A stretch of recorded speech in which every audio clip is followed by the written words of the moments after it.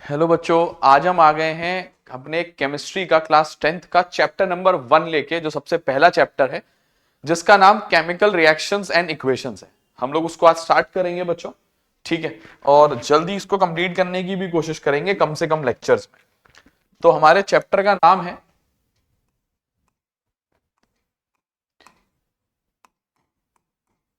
Chemical reactions and equations. हमारे chapter का नाम है बच्चों केमिकल रिएक्शंस एंड इक्वेशंस। और अगर इस चैप्टर की बात करें तो ये हमारा सबसे पहला चैप्टर है केमिस्ट्री का, जिसमें बहुत सारे बेसिक चीजें बच्चों हमने सीखनी होंगी, जो क्लास 9th 8th में तुमने सीखी होंगी। कुछ बच्चों ने नहीं सीखी होंगी, कुछ भूल गए होंगे, तो वो भी इसमें कवर हो जाएगा बच्चों, ठीक है। तो सबसे पहले तो बच्चों हम जानने की कोशिश करेंगे, सबसे पहले हम लोग जानने की कोशिश करेंगे केमिकल रिएक्शन का ही मतलब, कि केमिकल रिएक्शन क्या होती है।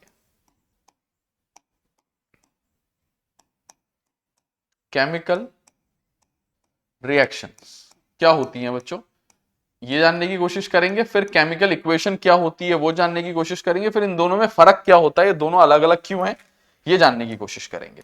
तो जैसा कि आप देख पा रहे हैं, हमने लिखा है केमिकल रिएक्शंस। मैंने कहा केमिकल रिएक्शंस क्या होती है जानना है।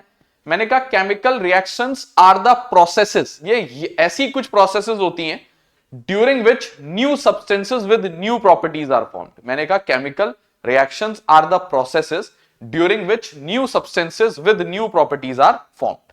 ठीक है, तो लिख देते हैं। मैंने कहा chemical reactions are the processes during which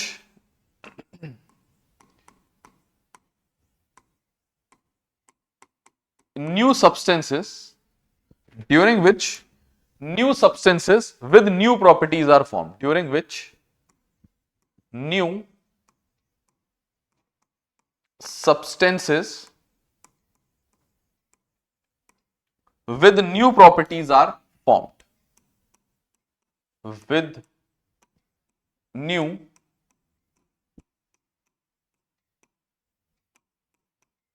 properties are form. तो दो नई बातें सीखी हैं।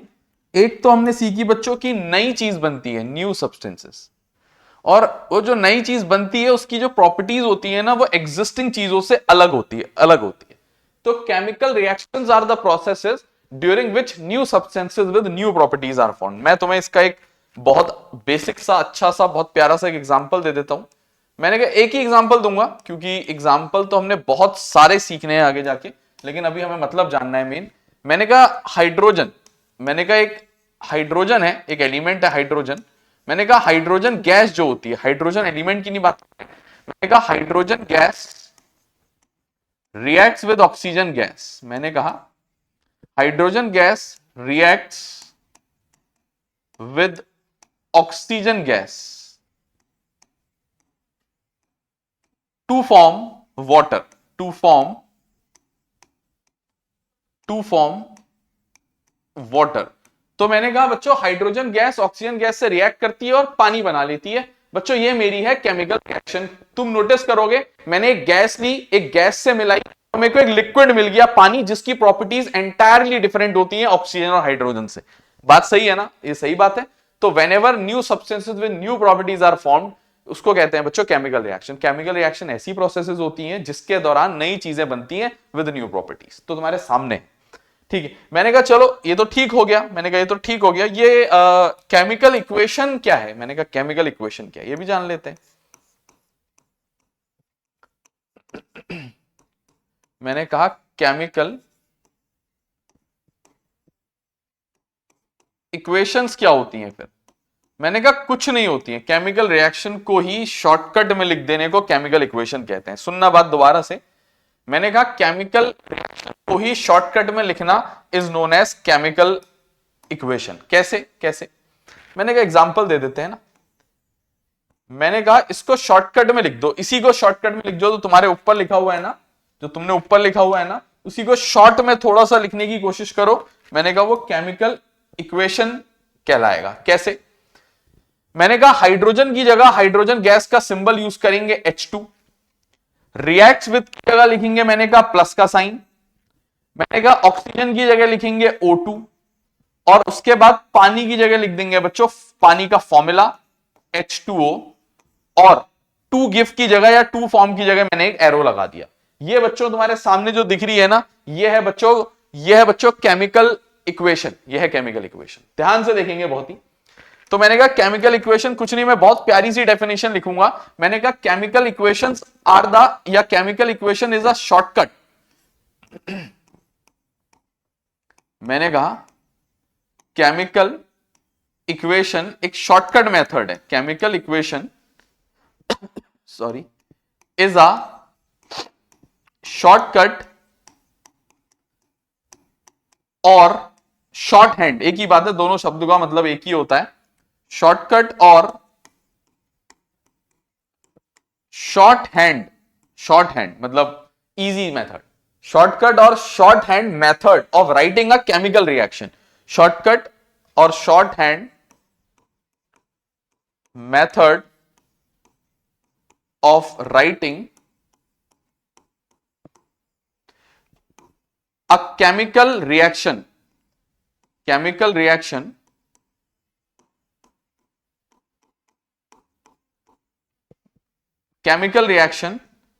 by using symbols यूज किए, एरो लगाया, प्लस लगाया, by using symbols and formulas भी, हाइड्रोजन का फॉर्मूला लिखा, ऑक्सीजन का फॉर्मूला लिखा, पानी का फॉर्मूला लिखा, by using symbols and formulas by using symbols and formulas of the substances involved in the reaction। ठीक है ना? symbols and formulas of the substances, क्या क्या इन्वॉल्व था? हाइड्रोजन था, उनका सिंबल और फॉर्मूलाज लिख दिया। by using symbols and formulas of the substances involved in the reaction,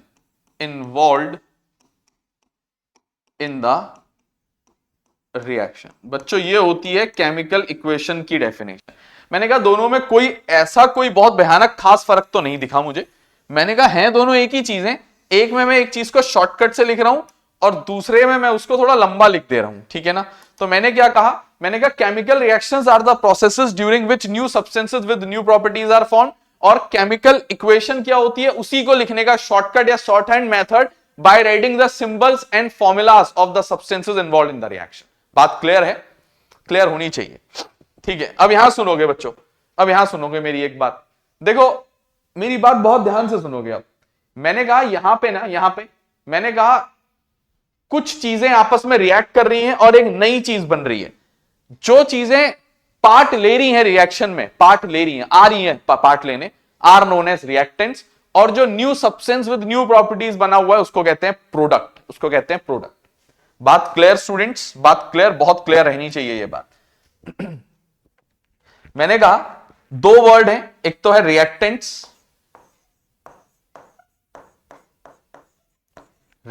मैंने कहा the substances taking part in the chemical reaction, उसको रिएक्टेंट्स कहते हैं। मैंने कहा वो substances, the substances taking part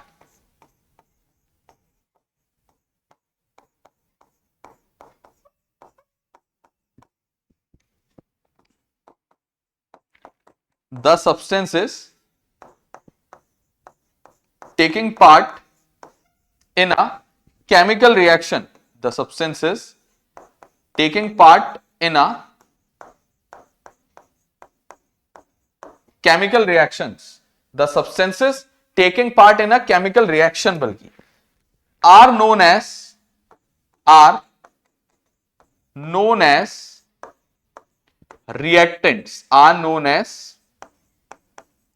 reactants, ठीक हो गया? मैंने कहा ये तो रिएक्टेंट्स होते हैं, मैंने कहा प्रोडक्ट क्या होता है फिर, मैंने कहा the new substances with new properties, जो नई चीज बनती है ना विद न्यू प्रॉपर्टीज, उसको कहते हैं बच्चों प्रोडक्ट। अगली डेफिनेशन आती है बच्चों प्रोडक्ट। प्रोडक्ट्स क्या होते हैं, मैंने कहा the new substances with new properties form during a chemical reaction, ठीक है ना, the new substances, the new substances with new properties, with new properties formed, बनेंगे ना बच्चों, ये तो लेके थोड़े जाते हैं हम। the new substances with new properties during a chemical reaction, during a chemical reaction, during a chemical reaction are known as products, are known as products। बच्चों उनको क्या कहा जाता है, उनको प्रोडक्ट्स कहा जाता है, आर नोन एज प्रोडक्ट्स। आप लोग के सामने दो नई डेफिनेशन और, मैंने कहा रिएक्टेंट्स और एक चीज मैंने क्या लिख दी बच्चों, प्रोडक्ट। सो एक काम करोगे बच्चों, please pause the video to note it down, please pause the video to note it down, ठीक है, please pause the video to note it down, इसको नोट कर लो बच्चों, फिर आगे की और इंपॉर्टेंट बातों की तरफ हम लोग चलेंगे, अच्छी अच्छी बातें और सीखेंगे, ठीक है। चलते हैं बच्चों आगे की तरफ। मैंने कहा केमिकल रिएक्शन और केमिकल इक्वेशन जो चैप्टर का नाम है, उन बातों का तो मैंने मतलब जान लिया। मैंने कहा मेरा अगला टॉपिक होता है कैरेक्टरिस्टिक्स या कैरेक्टर्स या कैरेक्टरिस्टिक्स। मैंने कहा मेरा अगला टॉपिक होता है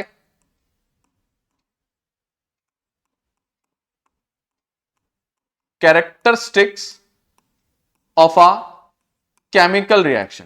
कैरेक्टरिस्टिक खासियतें क्या होती हैं, मैंने कहा characteristics of a chemical reaction. ये क्वेश्चन बच्चों इंपॉर्टेंट है, मतलब एग्जाम में आता है, write the characteristics of a chemical reaction. ये आया है सीबीएसई में कई बार। तो तुम्हें कैरेक्टरिस्टिक्स पता होनी चाहिए कि केमिकल रिएक्शन की कैरेक्टरिस्टिक्स क्या क्या होती है, मतलब कैसे पता चलता है कि केमिकल रिएक्शन हुई है। मैंने कहा केमिकल रिएक्शन एक प्रोसेस थी जिसके दौरान नई चीजें विद न्यू प्रॉपर्टीज फॉर्म हुई है। मैंने कहा प्रॉपर्टीज बताता हूं वो क्या चेंज होती है। मैंने कहा कैरेक्टरिस्टिक्स क्या होते हैं इसके, उसके बारे में बात करेंगे। मैंने कहा पहला कैरेक्टरिस्टिक कहते हैं चेंज, सुनना, चेंज इन कलर। आगे पीछे कर सकते हो, 5 कैरेक्टरिस्टिक्स होते हैं। मैंने कहा पहला कैरेक्टरिस्टिक क्या होता है बच्चों, जो सबसे पहला आप लोगों ने जानना है। मैंने कहा जब भी केमिकल रिएक्शन होती है ना, तो जो नई चीज बनती है उसका कलर अपने ओरिजिनल जिससे वो मिलके बनी है उससे बदल जाता है। और जरूरी नहीं है हर केमिकल रिएक्शन में 5 चीजें हो, ठीक है, कुछ भी एक चीज हो तो भी केमिकल रिएक्शन मानी जाएगी, ठीक है ना। तो मैंने कहा कैरेक्टरिस्टिक्स ऑफ केमिकल रिएक्शन क्या होता है, मैंने कहा पहला होता है बच्चों चेंज इन कलर, रंग बदल जाएगा,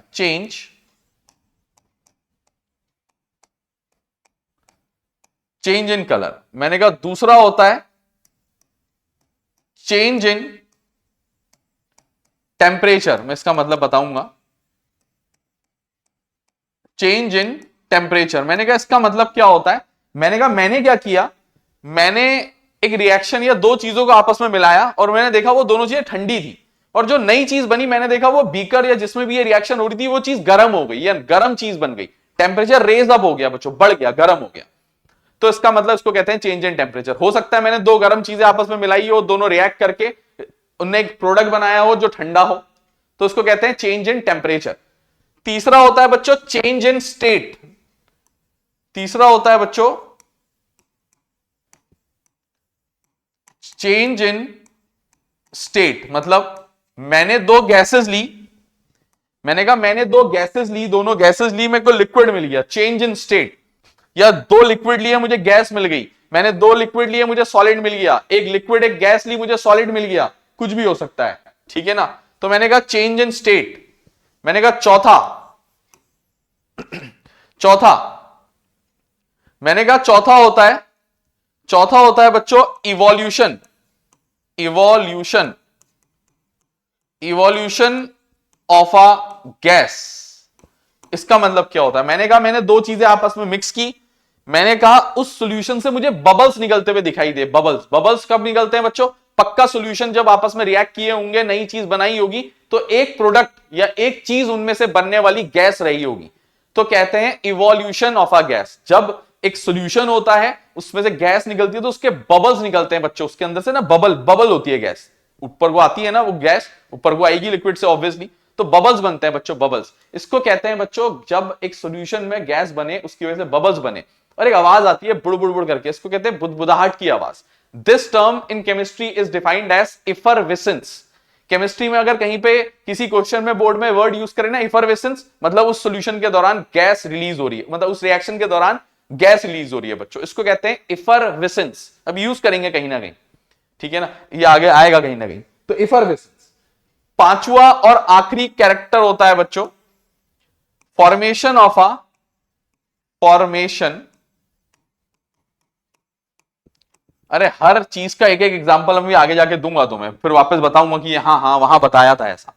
formation of a precipitate, precipitate, formation of a precipitate, या ब्रैकेट में लिख दो पीपीटी, ब्रैकेट में लिख दो पीपीटी। मैंने कहा फॉर्मेशन ऑफ अ प्रेसिपिटेट या पीपीटी, ये क्या होता है जी? मैंने कहा कुछ नहीं होता, मैंने दो चीजें आपस में मिक्स की, दोनों लिक्विड थे, मिक्स की, मिक्स करते ही एक चीज बन गई सॉलिड।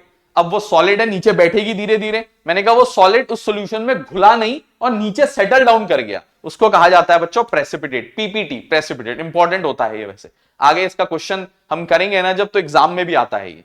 तो अभी तो फिलहाल हमारा उद्देश्य क्वेश्चन करना नहीं है, हमारा उद्देश्य एग्जाम में आएगा question, right the characteristics of a chemical reaction. मैं ये 5 कैरेक्टरिस्टिक्स वहां लिख दूंगा, ठीक हो गया? ठीक है, एक चीज ये खत्म हो गई। मैंने कहा अब और क्या पढ़ सकते हैं? मैंने कहा एक टॉपिक और होता है rules for writing, rules for writing a chemical equation, rules for writing a chemical, rules for writing a chemical equation, rules for writing a chemical equation. मैंने अभी एक केमिकल इक्वेशन कुछ देर पहले लिखी थी ना आप लोगों के लिए, ये वाली। मैंने कहा इसको लिखने के कुछ रूल्स होते हैं। क्या रूल्स होते हैं यही सुन लो। मैंने कहा reactants are always written on the left hand side and are separated by a plus sign from each other. मैंने कहा reactants are always written on the left hand side and are separated by a plus sign from each other. दूसरी बात, मैंने कहा products are, यहां पे product है लेकिन मैंने कहा products are always written on the right hand side and are separated by a plus sign. यहां पे एक ही था तो इसलिए एक दिख रहा है, दो होते तो दिस प्लस समथिंग लिखता मैं, प्लस साइन। तीसरा और आखिरी रूल, मैंने कहा reactants and products are separated by an arrow, by an arrow pointing towards the product. मैंने कहा रिएक्टेंट और प्रोडक्ट को एक दूसरे से एक एरो से सेपरेट किया जाता है, जिसका मुंह किधर की तरफ को होता है? हमेशा प्रोडक्ट की तरफ को। ये हमें प्रोग्रेशन के बारे में भी बताता है रिएक्शन की, रिएक्शन यहां से वहां को चल रही है। बात क्लियर है? उम्मीद करते हैं बात क्लियर होगी। चलते हैं बच्चों हम लोग अपने रूल्स की तरफ। मैं रूल्स लिख देता हूं। मैंने कहा rules for writing chemical equation क्या होता है? मैंने कहा रूल नंबर 1, मैंने कहा रिएक्टेंट्स आर ऑलवेज, रिएक्टेंट, अच्छा बात करें क्या ये कभी रूल लिखने को आए एग्जाम में? हाँ आए, लेकिन बहुत ही ज्यादा पहले आए थे, बहुत सालों पहले आए थे। Right the rules for writing chemical equation 2 number में आया था, ये 3 रूल लिखने थे उसके अंदर, ठीक है?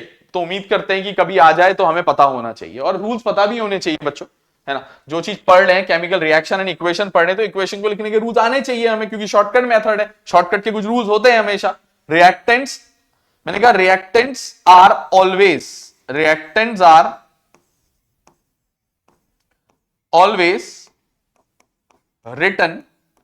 मैंने कहा reactants are always written on the right hand side. कहां लिखे जाते हैं? On the right, reactants are always written on the right hand side and are separated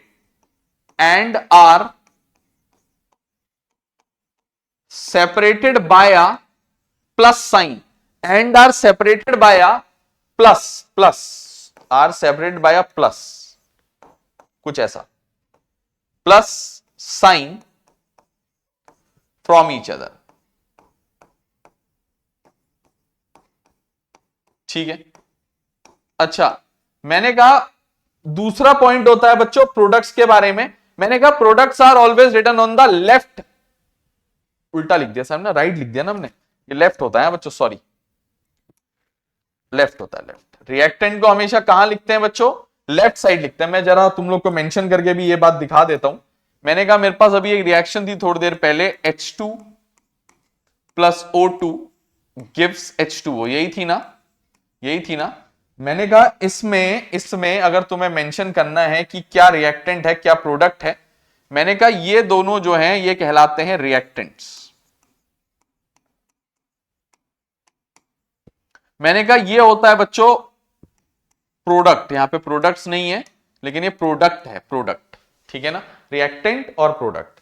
तो मैंने कहा reactants are always written on the left hand side and are separated by a plus sign from each other, and are separated by a plus sign from each other. अच्छा, दूसरी बात मैंने कहा products are always written on the right hand side. मैंने कहा product हमेशा कहां लिखे जाते हैं? मैंने कहा products are always written on the right hand side. ठीक है, रिएक्टेंट्स के बाद बारी किसकी आती है? मैंने कहा प्रोडक्ट्स की। मैंने कहा बारी किसकी आती है? मैंने कहा प्रोडक्ट्स की।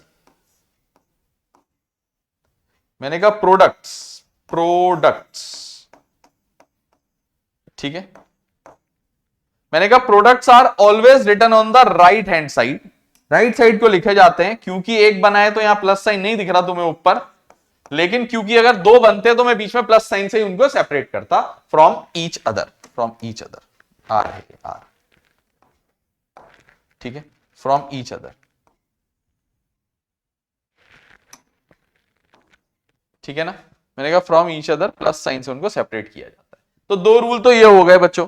चलते हैं बच्चों इसके तीसरे रूल की तरफ। मैंने कहा reactants and products are separated from each other by an arrow pointing towards the products. Arrow का मुंह कहां को लगाना है बच्चों? एरो ना, एरो एरो कहीं को निशान, तीर है ना, तीर निशान होता है उसका, तो उसका मुंह या निशाना कहां को होना चाहिए? प्रोडक्ट्स की तरफ को। मैंने कहा रिएक्टेंट्स एंड प्रोडक्ट्स या प्रोडक्ट्स एंड रिएक्टेंट एक ही बात है, क्योंकि पहले रिएक्टेंट लिखा जाता है इसलिए मैं पहले रिएक्टेंट लिख रहा हूं। मैंने कहा रिएक्टेंट्स एंड प्रोडक्ट्स, एंड मैंने कहा reactants and products are separated from each other. Reactants and products are separated from each other by an arrow. By an arrow, मैं एरो बना देता हूं, कैसा होता है, ऐसा कुछ दिखता है वो, इन्वर्टेड कॉमा में बना देता हूं। Arrow pointing towards the products, Poynting towards the products. सुनोगे बात बहुत ही ध्यान से, एक मेरी अब एक लास्ट बात मेरी बहुत ध्यान से सुनोगे। बच्चों का मुझसे हमेशा ये सवाल रहता है, और खास तौर पे क्लास 10th के बच्चों का ये सवाल रहता है, क्योंकि उन्होंने ज्यादा ध्यान पहले दिया नहीं होता। कुछ तुम लोग लॉकडाउन के प्रोडक्ट्स हो, तुमने बहुत ज्यादा ध्यान वैसे भी नहीं दिया पढ़ाई में, है ना, बल्कि वो समय था जिसमें तुम बहुत अच्छा पढ़ सकते थे घर में, अदर चैनल्स, यूट्यूब, ऑनलाइन, बहुत तरीकों से, किताबों से, बहुत चीजें थी, लेकिन हम लोगों ने बहुत वेस्ट किया। ठीक है, काफी लोगों ने किया। ठीक है, तो मैंने कहा मैं एक बात बताना चाहता हूं, बच्चे मुझसे हमेशा ही पूछते हैं सर हाइड्रोजन का सिंबल तो H होता है, आपने हाइड्रोजन को H2 क्यों लिखा? पहला सवाल। दूसरा सवाल, सर पानी का तो सबको पता है ना H2O ही होता है। दूसरा सवाल पूछते हैं सर ऑक्सीजन का सिंबल तो O होता है, आपने O2 क्यों लिखा? ऐसा क्यों नहीं लिखा H plus O gives H2O? मेरा उनको जवाब क्या रहता है सुनोगे। मेरा जवाब रहता है बच्चों कि कोई भी गैस हो, कोई भी गैस, हाइड्रोजन और ऑक्सीजन गैसेस होती है, मैंने कहा कोई भी गैस हो वो नेचर में कभी भी फ्री स्टेट में एग्जिस्ट नहीं कर पाती। मैंने कहा कोई भी गैस हो वो कभी भी नेचर में फ्री स्टेट में एग्जिस्ट नहीं कर पाती, वो हमेशा कंबाइंड स्टेट में होती है, उसका हमेशा मॉलिक्यूल होता है, गैस का कभी भी एटम नहीं होता, वो अकेला एग्जिस्ट ही नहीं करता बच्चों। ऑक्सीजन अगर एग्जिस्ट करता है नेचर में तो वो O2 के फॉर्म में ही करता है, सब O2 है। हाइड्रोजन H2 है, ठीक है, ऑक्सीजन O2 है, हाइड्रोजन H2 है, नाइट्रोजन N2 है, क्लोरीन Cl2 है, ये हमेशा अकेले Cl नहीं एग्जिस्ट करेगा, Cl हमेशा दूसरे Cl के साथ जुड़ी जाएगा और एक मॉलिक्यूल बना लेगा Cl2। तो इसका आंसर ये रहता है बच्चों, क्योंकि गैसेस कभी भी नेचर में फ्री स्टेट में नहीं एग्जिस्ट करती, उनका कभी भी क्या नहीं होता बच्चों, एटम नहीं होता, वो हमेशा मॉलिक्यूलर फॉर्म या उनका हमेशा मॉलिक्यूल होता है बच्चों। क्लियर है? उम्मीद करते हैं आप लोग के कुछ बच्चों के सवालों का जवाब आप लोग को मिल गया होगा। ठीक है, मिटा दिया हमने वो। तो बच्चों कैरेक्टरिस्टिक्स बता दी गई, रूल्स बता दिए गए। मैंने कहा इसमें से आज तक एग्जाम में कभी कुछ नहीं पूछा गया, बेसिक चीज है, चैप्टर का नाम था, बताना जरूरी था, कुछ बच्चों को नहीं पता था। मैंने कहा इसमें से सवाल आ सकता है कैरेक्टरिस्टिक्स ऑफ केमिकल रिएक्शन से, और सवाल आ सकता है रूल से। ठीक है ना, दोनों सवाल आ सकते हैं, उसमें ये पांचों और ये पूरा लिखना पड़ेगा जो सवाल आए, इर्रिस्पेक्टिव की तुम ये ना सोचो कि ये बहुत आसान चीजें तो नहीं आएगी। सीबीएसई है बच्चों, लास्ट ईयर तो ये क्वेश्चन आ गया था कि what is a balance chemical equation. ठीक है, बैलेंस केमिकल इक्वेशन क्या होती है और why do we balance chemical equation, ऐसा भी आ गया। उम्मीद नहीं करते हम लोग ऐसे बनना। ठीक है, तो कुछ नहीं कह सकते सीबीएसई का। तो बच्चों please pause the video to note it down, please pause the video to note it down. बच्चों इसको पॉज करके आप लोग नोट कर लो, फिर बात करेंगे आगे को। ठीक है, कोई दिक्कत वाली बात नहीं है, धीरे धीरे धीरे सब क्लियर हो जाएगा।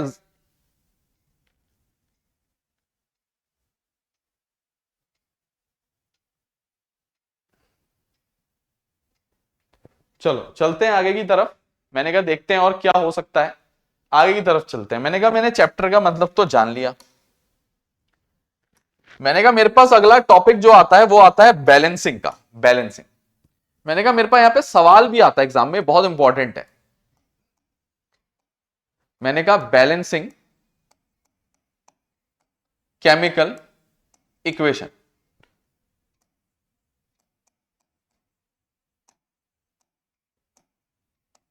बैलेंसिंग केमिकल इक्वेशंस मेरा टॉपिक आता है। देखो बैलेंसिंग क्यों करी जाती है ये जानना बहुत जरूरी है, क्योंकि एग्जाम में ये क्वेश्चन आता है। मैंने अभी अभी बोला आप लोगों को, मैंने कहा मैं तुम्हें पहले दिखाता हूं बैलेंसिंग का मतलब क्या होता है। मैंने कहा वही रिएक्शन लिखते हैं जो अभी लिखी थी, क्योंकि अभी रिएक्शन जानने से अच्छा ये थ्योरी का मतलब जानना जरूरी है।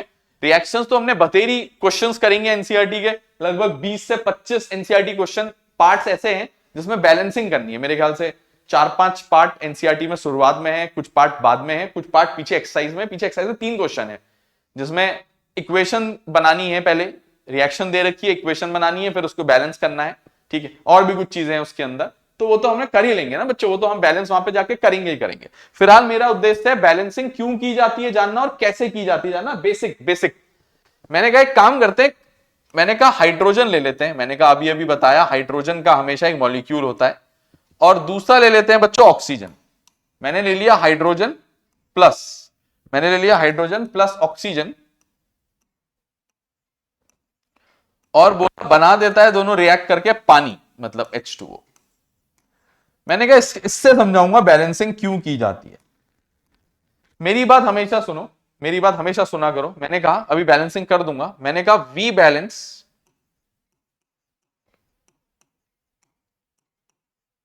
ठीक है, we balance chemical equations because, we balance chemical equations because, मैंने कहा we balance chemical equation because they follows, वो फॉलो करती हैं बच्चों, they follows law of conservation of mass, law of conservation, law of conservation of mass, because they follows law of conservation of mass. We balance chemical equations because they follows law of conservation of mass which states that, जो पता है क्या बताता है, मैंने कहा जो ये दर्शाता है या बताता है, विच states that mass can neither be created, ना तो बनाया जा सकता है वजन को, मास को, नाइदर बी क्रिएटेड, ना उसको खत्म किया जा सकता। किसी चीज को कितने टुकड़ों में तोड़ दो वजन उसका उतना ही रहेगा। मास कैन नाइदर बी क्रिएटेड, ठीक है, states that mass can neither be created nor be destroyed. That is, इसका मतलब क्या होता है बच्चों? That is, ऐसा कहा जाता है the number of atoms of an element, ऐसा कहा जाता है बच्चों the number of atoms of an element in the reactant side and product side are equal. मैंने कहा destroyed, i.e. the number of atoms of an element in the reactant side, the number of atoms of an element in the reactant side,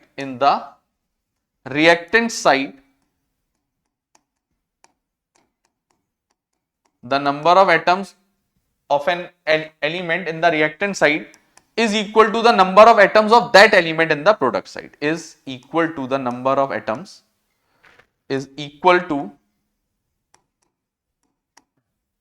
the number of atoms of that element, is equal to the number of atoms of that element in the उसी element. क्या ऐसा ना हो यहां तुम hydrogen के check कर रहे हो, वहां तुम ऑक्सीजन को गिन रहे हो, नहीं, जिसको यहां देख रहे हो उसी को वहां देखो, जिसको यहां देख रहे हो उसी को वहां देखो। तो मैंने बोला of an element in the reactant side is equal to the number of atoms of that element in the product side, in the product side। ठीक हो गया, ये भी मेरे को समझ में आता है। अच्छा सर करके दिखा दो, बात कुछ समझ ना आई। मैंने कहा यहां पे चेक करो हाइड्रोजन के कितने एटम्स हैं। मैंने कहा हाइड्रोजन तो गैस है, उसके अंदर 2 हाइड्रोजन के एटम है, H और H, तभी तो H2 बना। मैंने कहा 2 हाइड्रोजन है। मैंने कहा प्रोडक्ट साइड चेक कर लो फिर, मैंने कहा वहां भी 2 है, बराबर है दोनों साइड, ये तो ठीक है। मैंने कहा यहां ऑक्सीजन चेक करो, मैंने कहा ऑक्सीजन के लेफ्ट साइड 2 एटम्स हैं। मैंने कहा राइट साइड चेक करो, मैंने कहा एक ही है, खाली O है वहां, H2O। मैंने कहा मुझे वहां 2 चाहिए। ऐसा मत करना कि इसके आगे 2 लगा दो, जो भी करोगे पूरे इस कंपाउंड के साथ करोगे, इस मॉलिक्यूल के साथ करोगे, ठीक है। मैंने कहा इसके आगे मैंने 2 लगा दिया। मैंने कहा जब कुछ लगा दो ना किसी चीज के आगे प्रोडक्ट साइड, उसके बाद दोबारा एक बार रीचेक करना। मैंने कहा मैंने फिर से यहां चेक किया हाइड्रोजन कितने हैं, 2। मैंने फिर से यहां चेक किया हाइड्रोजन कितने हैं, मैंने कहा अभी तक तो 2 थे, लेकिन अब 2 H2 हैं। 2 H2 मतलब होता है एक H2 और एक और H2। एक H2 में 2 हाइड्रोजन, तो 2 H2 में 4 हाइड्रोजन, और सीधे 2 2 4 भी बोल सकते हो, ठीक है। मैंने तो कहा हाइड्रोजन हो गए 4, तो इसके आगे भी 4 कर दो, मतलब 2 2 4 हो जाएगा ये भी। मैंने कहा अब ऑक्सीजन चेक करो, मैंने कहा यहां 2 वहां 2, ये 2 H2O है ना, H2 2 है, O भी 2 हो गए। अब ये 2 पूरे का है, सिर्फ H का नहीं है, पूरे का। ये होता है बच्चों बैलेंस्ड, ये हो गया बैलेंस, ठीक है, ये हो गया बैलेंस। बात सुनोगे आराम से, अब मेरी एक बात और सुनोगे, आराम से सुनो, कोई जल्दीबाजी नहीं करनी है। हमें चीजें सीखने आए हैं बच्चों, हम जल्दीबाजी करने आए ही नहीं, हम तो सीखने आए हैं, ठीक है। मैंने कहा एक और चीज लिख देते हैं, जब इतना लिख ही दिया है तो बहुत इंपॉर्टेंट बात है, क्योंकि मैंने कहा H2 plus O2 gives H2O। मैंने कहा जो ऊपर लिखी है ये अनबैलेंस्ड है। क्या है ये? अनबैलेंस्ड, और ये बैलेंस्ड है, बैलेंस केमिकल इक्वेशन है, बैलेंस्ड, क्योंकि मैंने बैलेंस आप लोग के सामने करी थी, ठीक है ना। अच्छा एग्जाम में एक बार सवाल आ गया कि what is an unbalanced chemical equation known as. Exam में एक बार सवाल आ गया, अनबैलेंस्ड केमिकल इक्वेशन का कोई दूसरा नाम लिख दो। इस बार तो एमसीक्यू आ जाएगा, उस बार तब एमसीक्यू नहीं, 1 नंबर में 1 वर्ड या ऐसे क्वेश्चंस भी होते थे 1 नंबर के तब। मैंने कहा N unbalanced, N unbalanced chemical equation is also known as skeletal,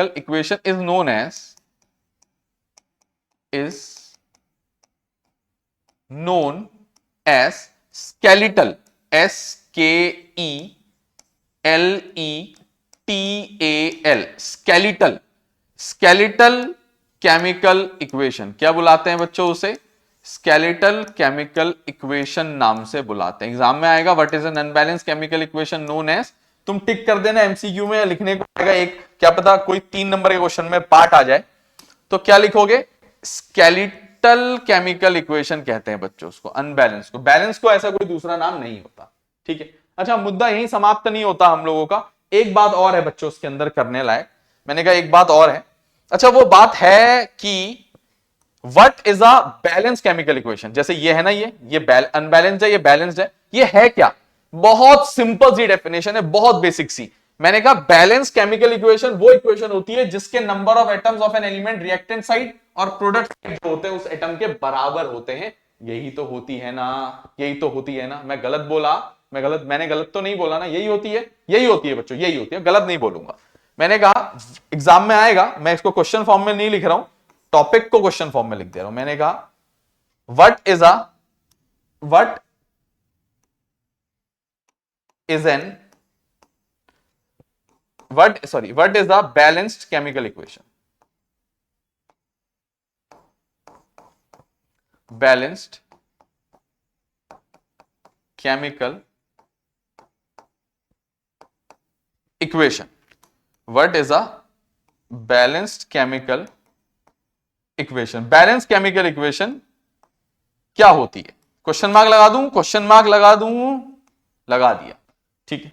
अच्छा सर जी, ऊपर वाला जो आपने ये वी बैलेंस बिकॉज ये वो बवाल लिखा है, ये इसका क्वेश्चन कैसे आएगा? इसका आएगा बच्चों वाई डू वी बैलेंस। मैं लिख देता हूं इसका भी। मैंने कहा इसका आएगा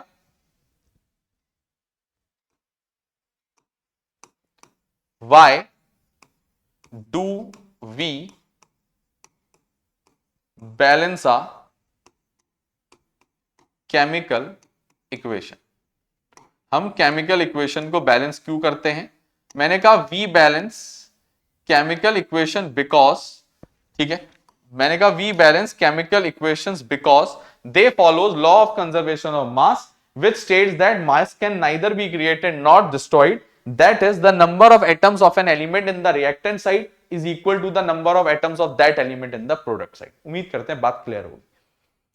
उसके बाद हमारी बारी आ गई बच्चों बैलेंस केमिकल इक्वेशन क्या होती है। मैंने कहा a balance chemical equation is a equation in which, मैंने कहा a balanced chemical,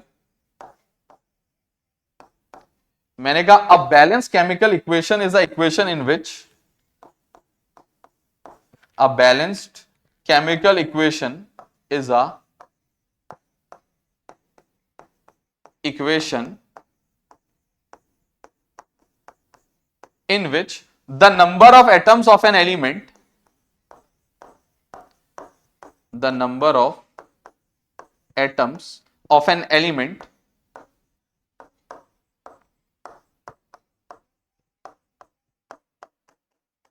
in the reactant side is equal to, ठीक है, in the reactant side is equal to the number of atoms of that element in the product side, ठीक है, ऐसा कहा जाता है। in which the, ठीक है, number of atoms of an element in the reactant side is equal to the number of atoms of that element in the product side, ठीक है, ऐसा कुछ कहा जाता है। बहुत प्यारी सी डेफिनेशन है, एग्जाम में आ सकती है, कोई बहुत बड़ी बात नहीं है कि बहुत बेसिक चीज है कि एग्जाम में नहीं आएगी, इतनी भी बेसिक नहीं है, बच्चों को नहीं पता होती है इसीलिए लिखानी पड़ी है, ठीक है। तो बच्चों सुनोगे,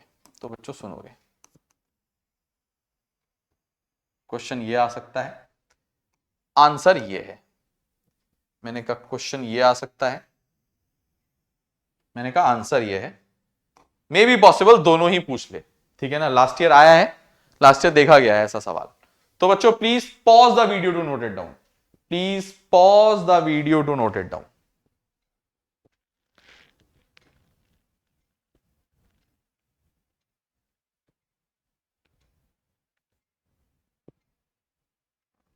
चलें बच्चों,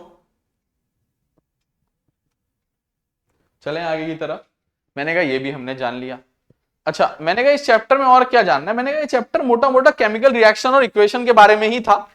मैंने कहा इस चैप्टर में हमने केमिकल रिएक्शन क्या होता है वो जाना, केमिकल रिएक्शन कैसे लिखते हैं वो जाना, केमिकल इक्वेशन क्या होती है वो जाना, उसको कैसे लिखते हैं वो जाना, और इसमें रिएक्टेंट क्या होता है और प्रोडक्ट क्या होता है वो जाना।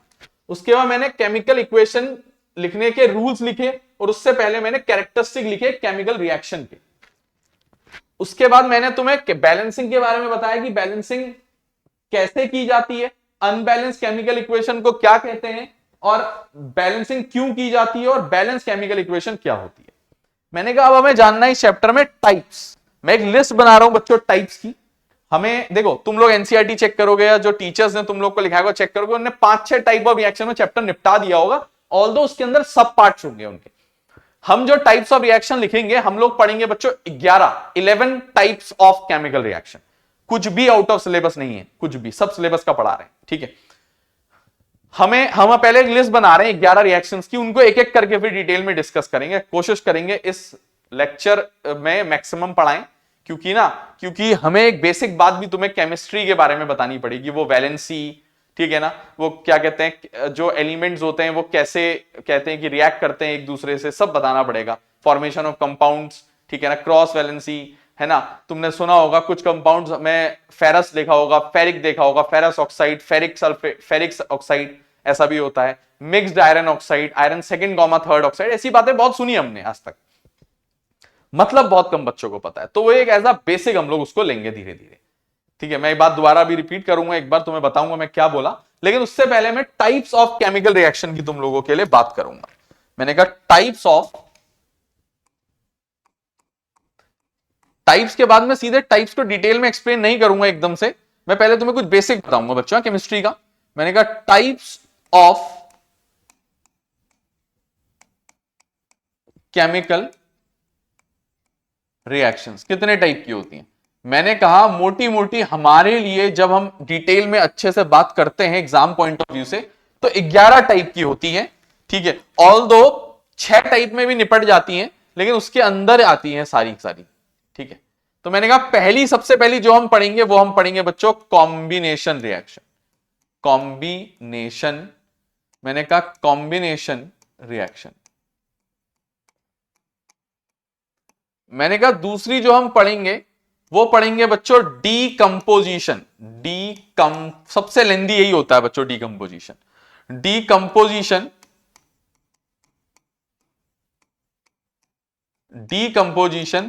रिएक्शन, डीकंपोजिशन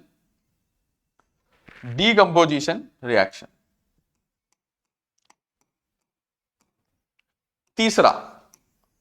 तीसरा होता है बच्चों डिस्प्लेसमेंट रिएक्शन। तीसरा होता है बच्चों डिस्प्लेसमेंट रिएक्शन, ठीक है ना। चौथा होता है बच्चों डबल डिस्प्लेसमेंट रिएक्शन। डबल, इनको डिटेल में पढ़ना है बच्चों, ये सब 15-15 20-20 मिनट के इनमें नोट्स हैं, अंदर रिएक्शंस है, अंदर इनके बारे में बहुत कुछ है, इनसे एनसीईआरटी क्वेश्चंस हैं, यही सबसे ज्यादा इंपॉर्टेंट है चैप्टर में। ये इस चैप्टर में इसके अलावा कोई टॉपिक ही नहीं है। लास्ट में एक रेंसिडिटी और कोरोजन करके छोटा सा 15 मिनट का टॉपिक है बस, बाकी सारा चैप्टर यही कंसिस्ट करती है, ठीक है। चैप्टर का मेन हिस्सा है ये। मैं बस अभी लिस्ट बना रहा हूं, इनको डिटेल में समझाऊंगा। मैंने कहा double displacement reaction, double displacement, मैंने कहा डबल डिस्प्लेसमेंट रिएक्शन। पांचवा होता है, मैंने कहा डिस्प्लेसमेंट और डबल डिस्प्लेसमेंट के बाद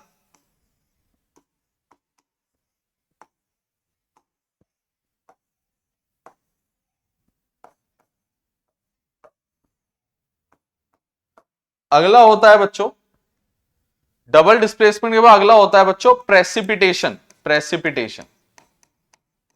और इन दोनों का आपस में कुछ तो कनेक्शन होता है। किसका बच्चों? डबल डिस्प्लेसमेंट का और प्रेसिपिटेशन का एक दूसरे के साथ कुछ हल्का सा नाता जुड़ा होता है बच्चों, तुम देखोगे बाद में वो नाता क्या है इन दोनों का आपस में। मैंने कहा प्रेसिपिटेशन रिएक्शन, ठीक है। मैंने कहा इसके बाद बारी आती है न्यूट्रलाइजेशन। बहुत फेमस है ये, चैप्टर 1 में भी है ये, चैप्टर 2 में भी है ये, चैप्टर 3 में भी है ये, ठीक है ना। न्यूट्रलाइजेशन, ठीक है, न्यूट्रलाइजेशन रिएक्शन। बच्चों लेक्चर्स को, चैनल को, हमें लोगों को आप सबको सजेस्ट करोगे लोग, ताकि ज्यादा से ज्यादा वीडियो देखें, लोग देखें चीजों को, उनको भी फायदा हो, हमें भी फायदा हो, है ना। आप लोग को तो हम फायदा दे ही रहे हैं। मैंने कहा 7वें नंबर पे आता है, 7वें नंबर पे आता है बच्चों एक्सोथर्मिक,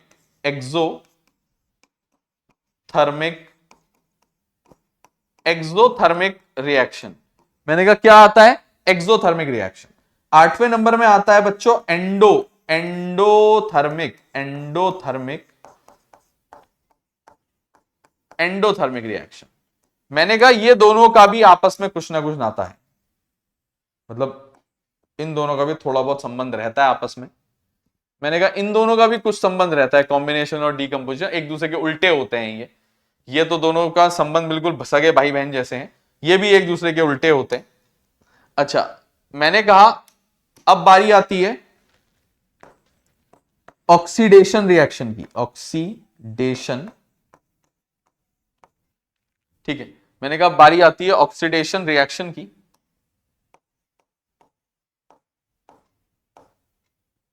ठीक है, मैंने कहा बारी आती है ऑक्सीडेशन रिएक्शन की।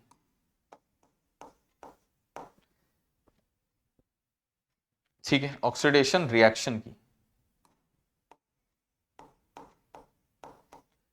इसके बाद मैंने कहा बारी आती है रिडक्शन की, रिडक्शन रिएक्शन।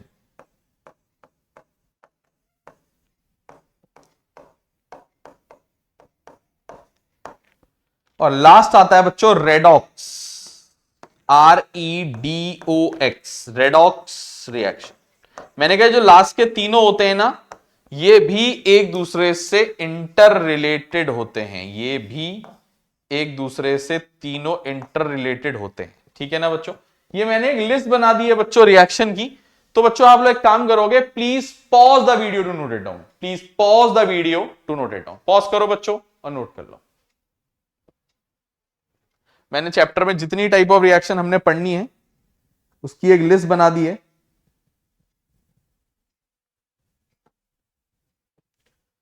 ठीक है, चलो अब मेरी बात सुनोगे बच्चों ध्यान से आप लोग। ठीक है,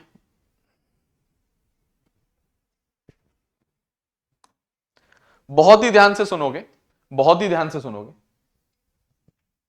हमने कहा बच्चों, हमने कहा कि केमिस्ट्री में कुछ बेसिक्स होते हैं, केमिस्ट्री बेसिक्स होते हैं, कुछ बेसिक्स होते हैं। मैंने कहा उनको जानने की कोशिश करेंगे। एटम के बारे में, मॉलिक्यूल के बारे में, इन सब चीजों के बारे में छोटी छोटी बेसिक चीजें जो क्लास 9th में 8th में तुमने सुनी होंगी, वो हम लोग जानने की कोशिश करेंगे। ठीक है, चेक कर लोगे बच्चों।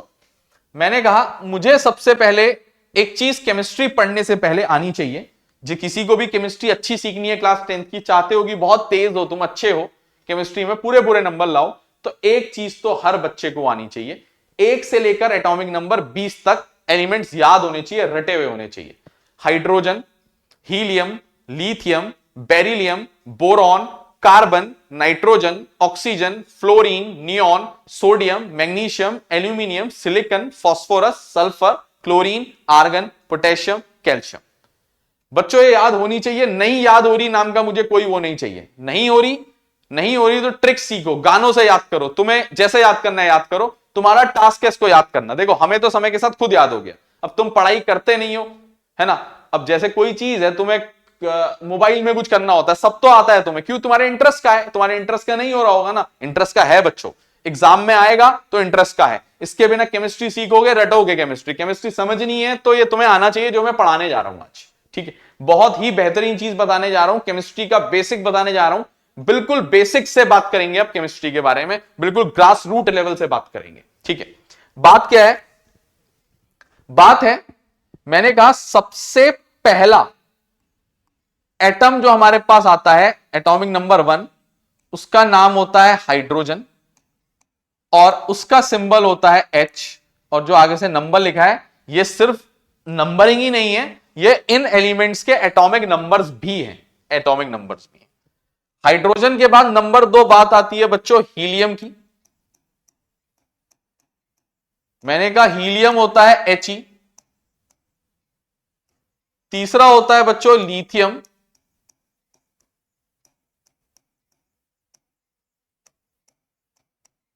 चौथा होता है बच्चों बेरिलियम। बेरिलियम Be, ठीक है। पांचवा होता है बच्चों बोरॉन, सिंबल होता है B। छठा होता है बच्चों कार्बन, सिंबल होता है C। सातवां होता है बच्चों नाइट्रोजन, सिंबल होता है N। आठवां होता है बच्चों ऑक्सीजन, सिंबल होता है बच्चों O। और नाइन्थ होता है बच्चों फ्लोरीन, फ्लोरीन F। और 10वां होता है बच्चों नियॉन, NEON, नियॉन Ne, ठीक है। 11वां होता है बच्चों, ठीक है, सोडियम। 11वां होता है सोडियम, सोडियम Na। और 12वां होता है बच्चों मैग्नीशियम, मैग्नीशियम Mg। 12वां होता है बच्चों, मैंने ये 12 तक तो लिस्ट बना दी है। मैंने कहा इसके बाद 13वां होता है, 13वां 13 aluminium, aluminium Al, aluminium, aluminium. 14वां होता है बच्चों silicon, silicon, silicon, silicon, silicon Si। 15वां होता है बच्चों सिलिकन के बाद फास्फोरस,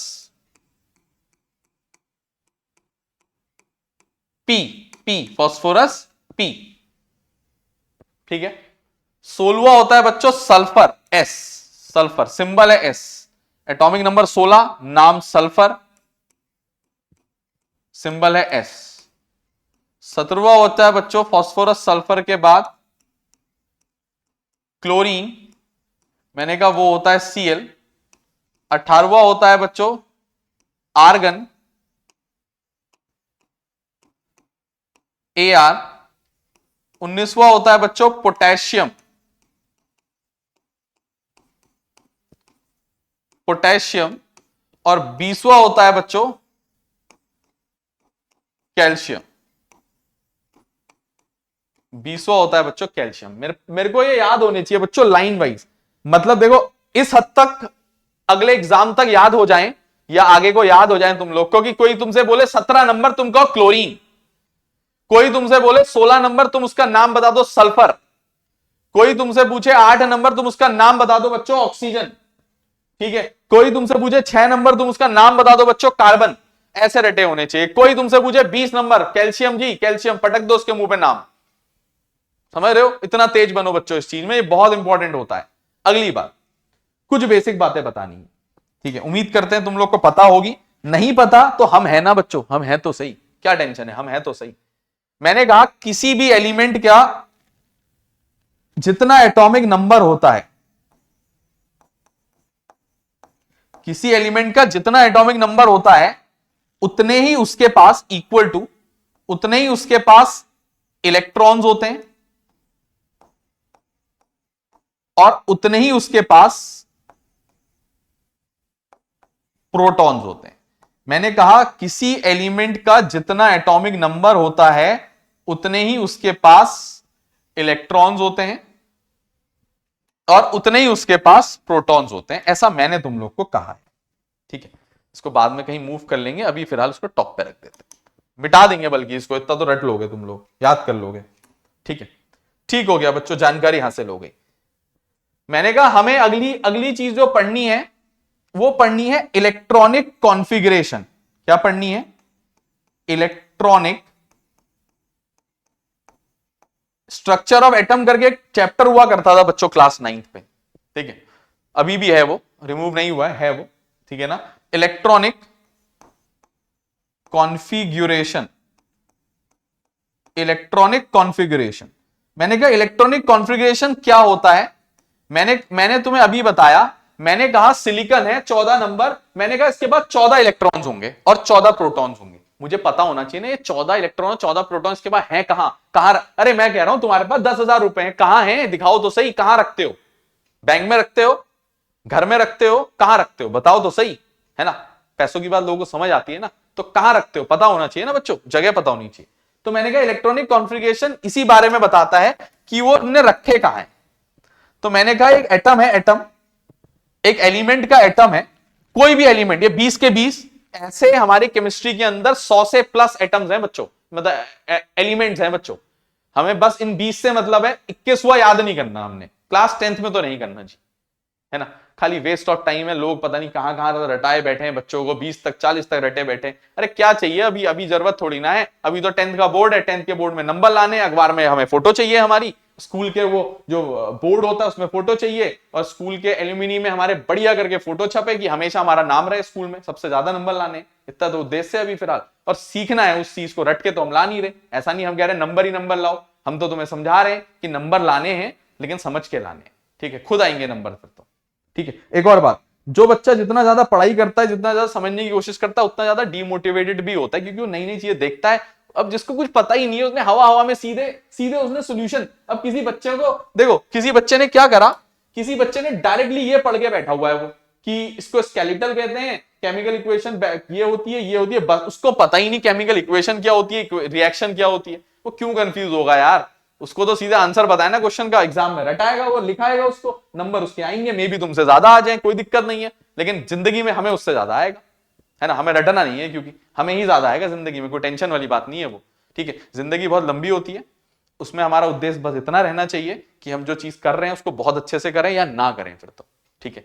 क्योंकि हमारी ऊपर हमारे माँ बाप की बहुत सारी उम्मीदें होती हैं जो हम पे टिकी हुई हैं, तो हमें लॉन्ग टर्म देखता हुआ चलना है, ठीक है। चलते हैं बच्चों आगे की तरफ, है ना। मैंने कहा कोई भी एलिमेंट ले लो, इनका इनके पास जो इनका एटम होता है, उसके पास बीचों बीच में एक पॉजिटिवली चार्ज न्यूक्लियस होता है, हर एटम के पास, हर एटम के पास एक पॉजिटिवली चार्ज न्यूक्लियस होता है। उसके चारों तरफ उसके पास शेल्स होते हैं, शेल्स, ऑर्बिट्स। मतलब बताऊंगा मैं अभी इसका सब चीजों का मतलब, मैं समझाऊंगा बच्चों, देखो मेरा काम है ये, तुम लोग हम पे भरोसा करके मस्त करके पढ़ाई करो, बाकी सब हम देख लेंगे, ठीक है ना। हम खड़े हैं जब तक, तो तुम्हें टेंशन नहीं लेनी है। क्लास 10th तुम्हारी करा के क्लास 11 12 सब हम करा देंगे, कोई टेंशन नहीं है, हम हैं तो सब हो जाएगा, ठीक है ना। तो बात करते हैं इसके बारे में। मैंने कहा ये मेरे एक एटम के स्ट्रक्चर की मैं बात करने जा रहा हूं, पिछले साल पढ़ा था तुमने, है ना, पिछले साल स्ट्रक्चर ऑफ एटम करके कुछ चीजें तुमने पढ़ी थी, उसी को मैं तुम्हें थोड़ा डिटेल में अब बताने जा रहा हूं, ठीक है। थोड़ा टाइम लूंगा आप लोगों का, ये बेसिक में थोड़ा टाइम वेस्ट नहीं कर रहा हूं, टाइम का मैं सदुपयोग ही कर रहा हूं, ठीक है।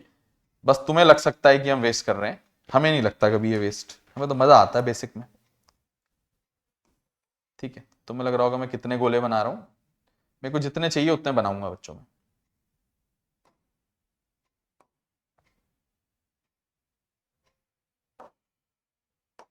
ठीक है। ठीक हो गया। मैंने कहा ये मैं स्ट्रक्चर ऑफ एटम बनाने जा रहा हूं, क्या बनाने जा रहा हूं, स्ट्रक्चर ऑफ एन एटम। ये क्या है बच्चों, स्ट्रक्चर, किसका स्ट्रक्चर, कौन से एटम का, किसी का भी हो सकता है इनमें से, ऐसा ही होता है atom, structure of an atom. देखो तुम्हारे नहीं पढ़ने की वजह से तो है ये, हमें वरना क्लास 10th में अगर हमने पहले से वीडियो बनाई होती तो 10th में हम तुम्हें स्ट्रक्चर ऑफ एटम थोड़ा सिखा रहे होते, हम तो तुम्हें क्लास 11th का इलेक्ट्रॉनिक कॉन्फ़िगरेशन केमिस्ट्री में सिखा देते, समझ रहे हो ना। यही यही हम लोग सब लोग पीछे रहे हैं। हमने क्या किया बच्चों, स्कूल में पढ़ा नहीं या पढ़ाया नहीं हमें अच्छे से, उसके बाद क्यों पढ़ाया भी इसलिए नहीं क्योंकि तुमने नहीं पढ़ा, ऐसा नहीं है टीचर को नहीं आता, टीचर जो होता है उसको सब आता है, ठीक है, समझ रहे हो ना बात को। तो हमने ही नहीं पढ़ा बच्चों उससे, तो दिक्कत कुछ नहीं है उसमें। दिक्कत यह है, दिक्कत यहां पे आई कि हमें जो बेसिक बातें बता रहे हैं इसमें हम तुम्हें एडवांस बातें बताते, क्वेश्चंस कराते, पीवाईक्यू कराते, ये कराते, केस स्टडी कराते, ऑल्दो हम अभी भी कराएंगे, कोई दिक्कत नहीं है। बहुत देखो समय बचा है 2 महीना, जी जान लगा देंगे आप अपनी तरफ से, हमें लगता है तुमसे ज्यादा हम ही लगा देंगे, है ना। आजकल जनरेशन की दिक्कत यह है, तुम्हें चाहिए सब पका पकाया, जोमेटो करो खा लो, ठीक है। जीवन ऐसा होता नहीं है, कब तक करोगे जोमेटो, पेट में दर्द होता है लास्ट में। जीवन का उद्देश्य तो थोड़ा अलग रखना चाहिए, हमारा अलग है, ठीक है।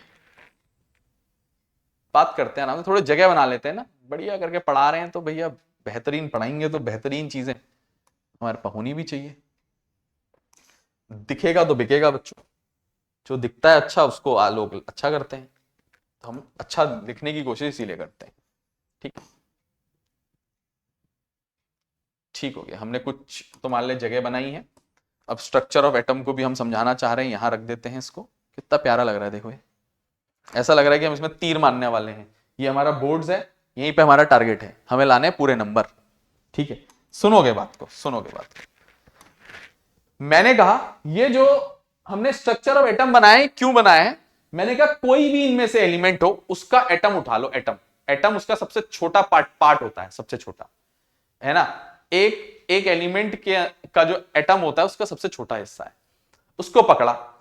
मैंने कहा उसके बाद बीचों बीच में एक पॉजिटिवली चार्ज न्यूक्लियस होगा जिसके अंदर प्रोटॉन्स होते हैं। न्यूक्लियस के पास प्रोटॉन्स होते हैं। क्या होते हैं? मैंने कहा प्रोटॉन्स कहां होते हैं? मैंने कहा किसके पास होते हैं? न्यूक्लियस के पास। किसके पास? न्यूक्लियस के पास होते हैं। मैंने कहा इलेक्ट्रॉन्स कहां होते हैं? इलेक्ट्रॉन्स कहां होते हैं? मैंने कहा इलेक्ट्रॉन जो होते हैं वो रिवॉल्व कर रहे होते हैं, revolve around the nucleus in a fixed orbit, revolve around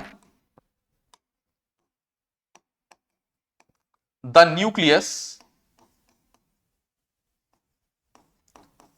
in a fixed orbit, घूमते रहते हैं बच्चों, fixed orbit, fixed orbit called, ये फिक्स्ड ऑर्बिट को क्या कहते हैं? कॉल्ड शेल, शेल कहते हैं, शेल, कॉल्ड शेल।